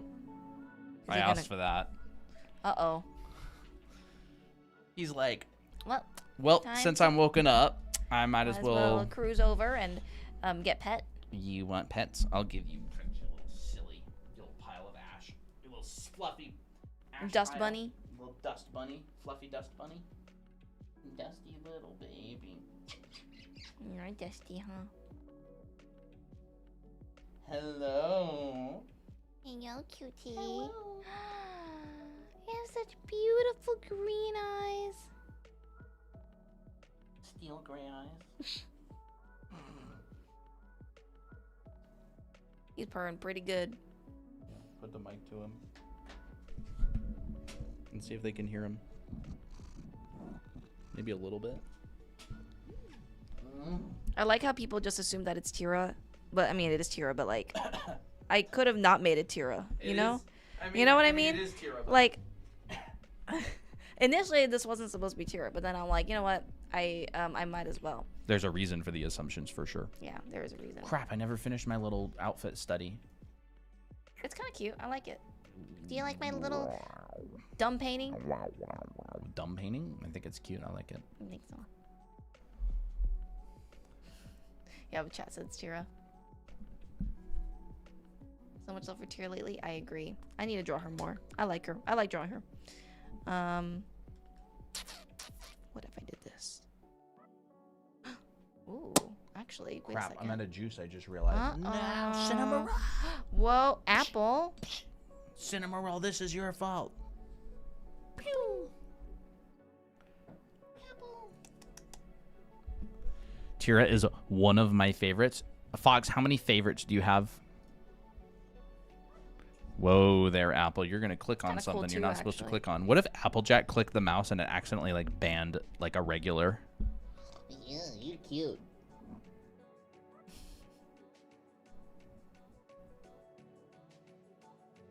Come here, baby. You're so soft. No, Applejack, don't ban me. You. Oh. He's already trying to rub on it. You're so silly. Good night, MJ. Hey, you are on my tablet, sir. Look, does he have a dingleberry? Or is that just a clump of fur? Dingle bingle berries. Guys, I want a ripstick so bad. What's a ripstick? Can I get a ripstick for Christmas? Has anybody here ever ridden a ripstick? Like, be honest. Huh? Who rode those things? I saw one at Goodwill. I really wanted it. I didn't get it, and then it wasn't there. I Whoa. rode it all around the Goodwill. All right, if you want to be all snuggly, Apple. Look at My the camera. gosh. That's your payment. I want a unicycle. I want a unicycle as well. I've always wanted to learn how to ride a unicycle. I have an electric unicycle, and I ride that one a lot. I can ride it really well, but I've never ridden a pedal unicycle, and I want to teach myself how. Come here.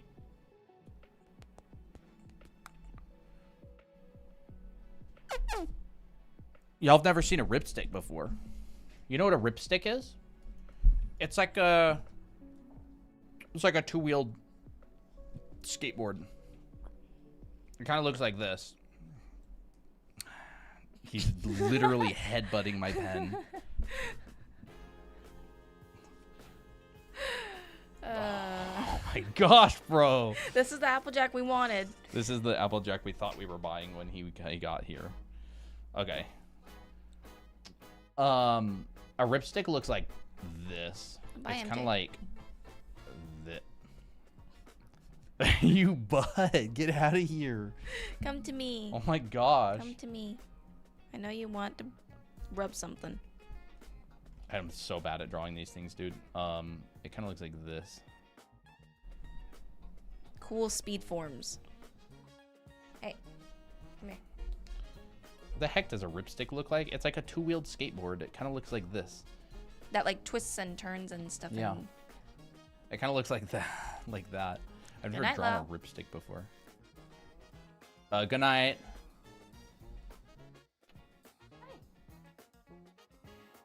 My dad has a unicycle. hey. He's coming back. Bro obliterated the back of my pen. Got all cat slobber all over it. And that's annoying because I like Hey. putting the back of the pen in my mouth. No. How dare you? After all we've done. He is like... He is so lovey right now. He is like just so clingy. And he's affecting my canvas. Unicycle. I want to ride a unicycle. No. You're so silly, Applejack. Here. Applejack demands pets. He demands a lot more than pets. Well, you want to call it? I think we'll call it. That was Oh my goodness, stop it. You stinky. Sorry, chat. Applejack He's just demands. He's being very clingy right now, which is very unusual. At least maybe it's unusual for me, It's but been less unusual lately. yeah, that's true. I tried to draw gem hair, but I failed. All right, we're probably gonna call it there. I hope that was helpful to Yes. everybody. I hope y'all enjoyed. Chat, don't forget. the demos and stuff. I'll be sure to post these in the Discord as well. Don't forget that we have our 20% off for our course. Code is winter. Winter. Yeah, if you've been wanting to check out Anime Art School and grab it, it is on sale right now, 25% off. Mm-hmm.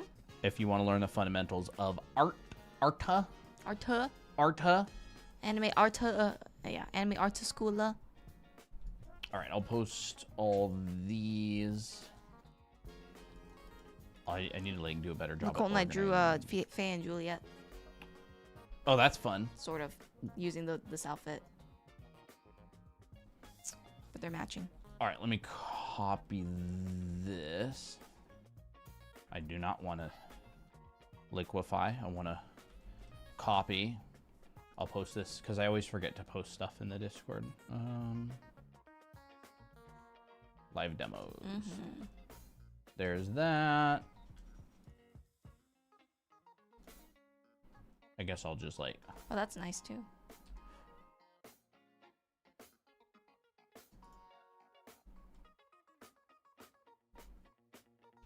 I'll post that. Mm-hmm. I did post that. Okay. I'll post this too. Cute Mickey. Yeah, that's cute. All right, everybody. Have a good night. Have a fantastic night. Congratulations to Fox for the first time ever seeing a Christmas tree. Really? Yep. Fox had never seen a Christmas tree in her entire life before this year. Isn't that so sad? Life is good. He I said was the like- opposite thing. I was like, why did we say the opposite? But like, I think the best time is to experience it when you're older, because like you can remember it. Mm-hmm. Or either that, or you just don't really have a very good childhood. Fox is like, what? I don't know. We're just putting. words in your I've mouth, seen trees before. Fox. Don't worry, we won't tell.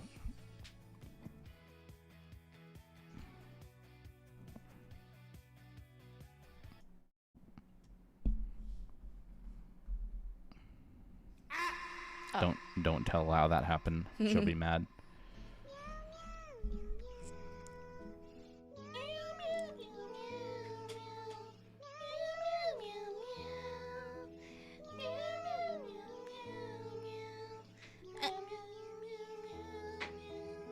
I love you like pull my head hard.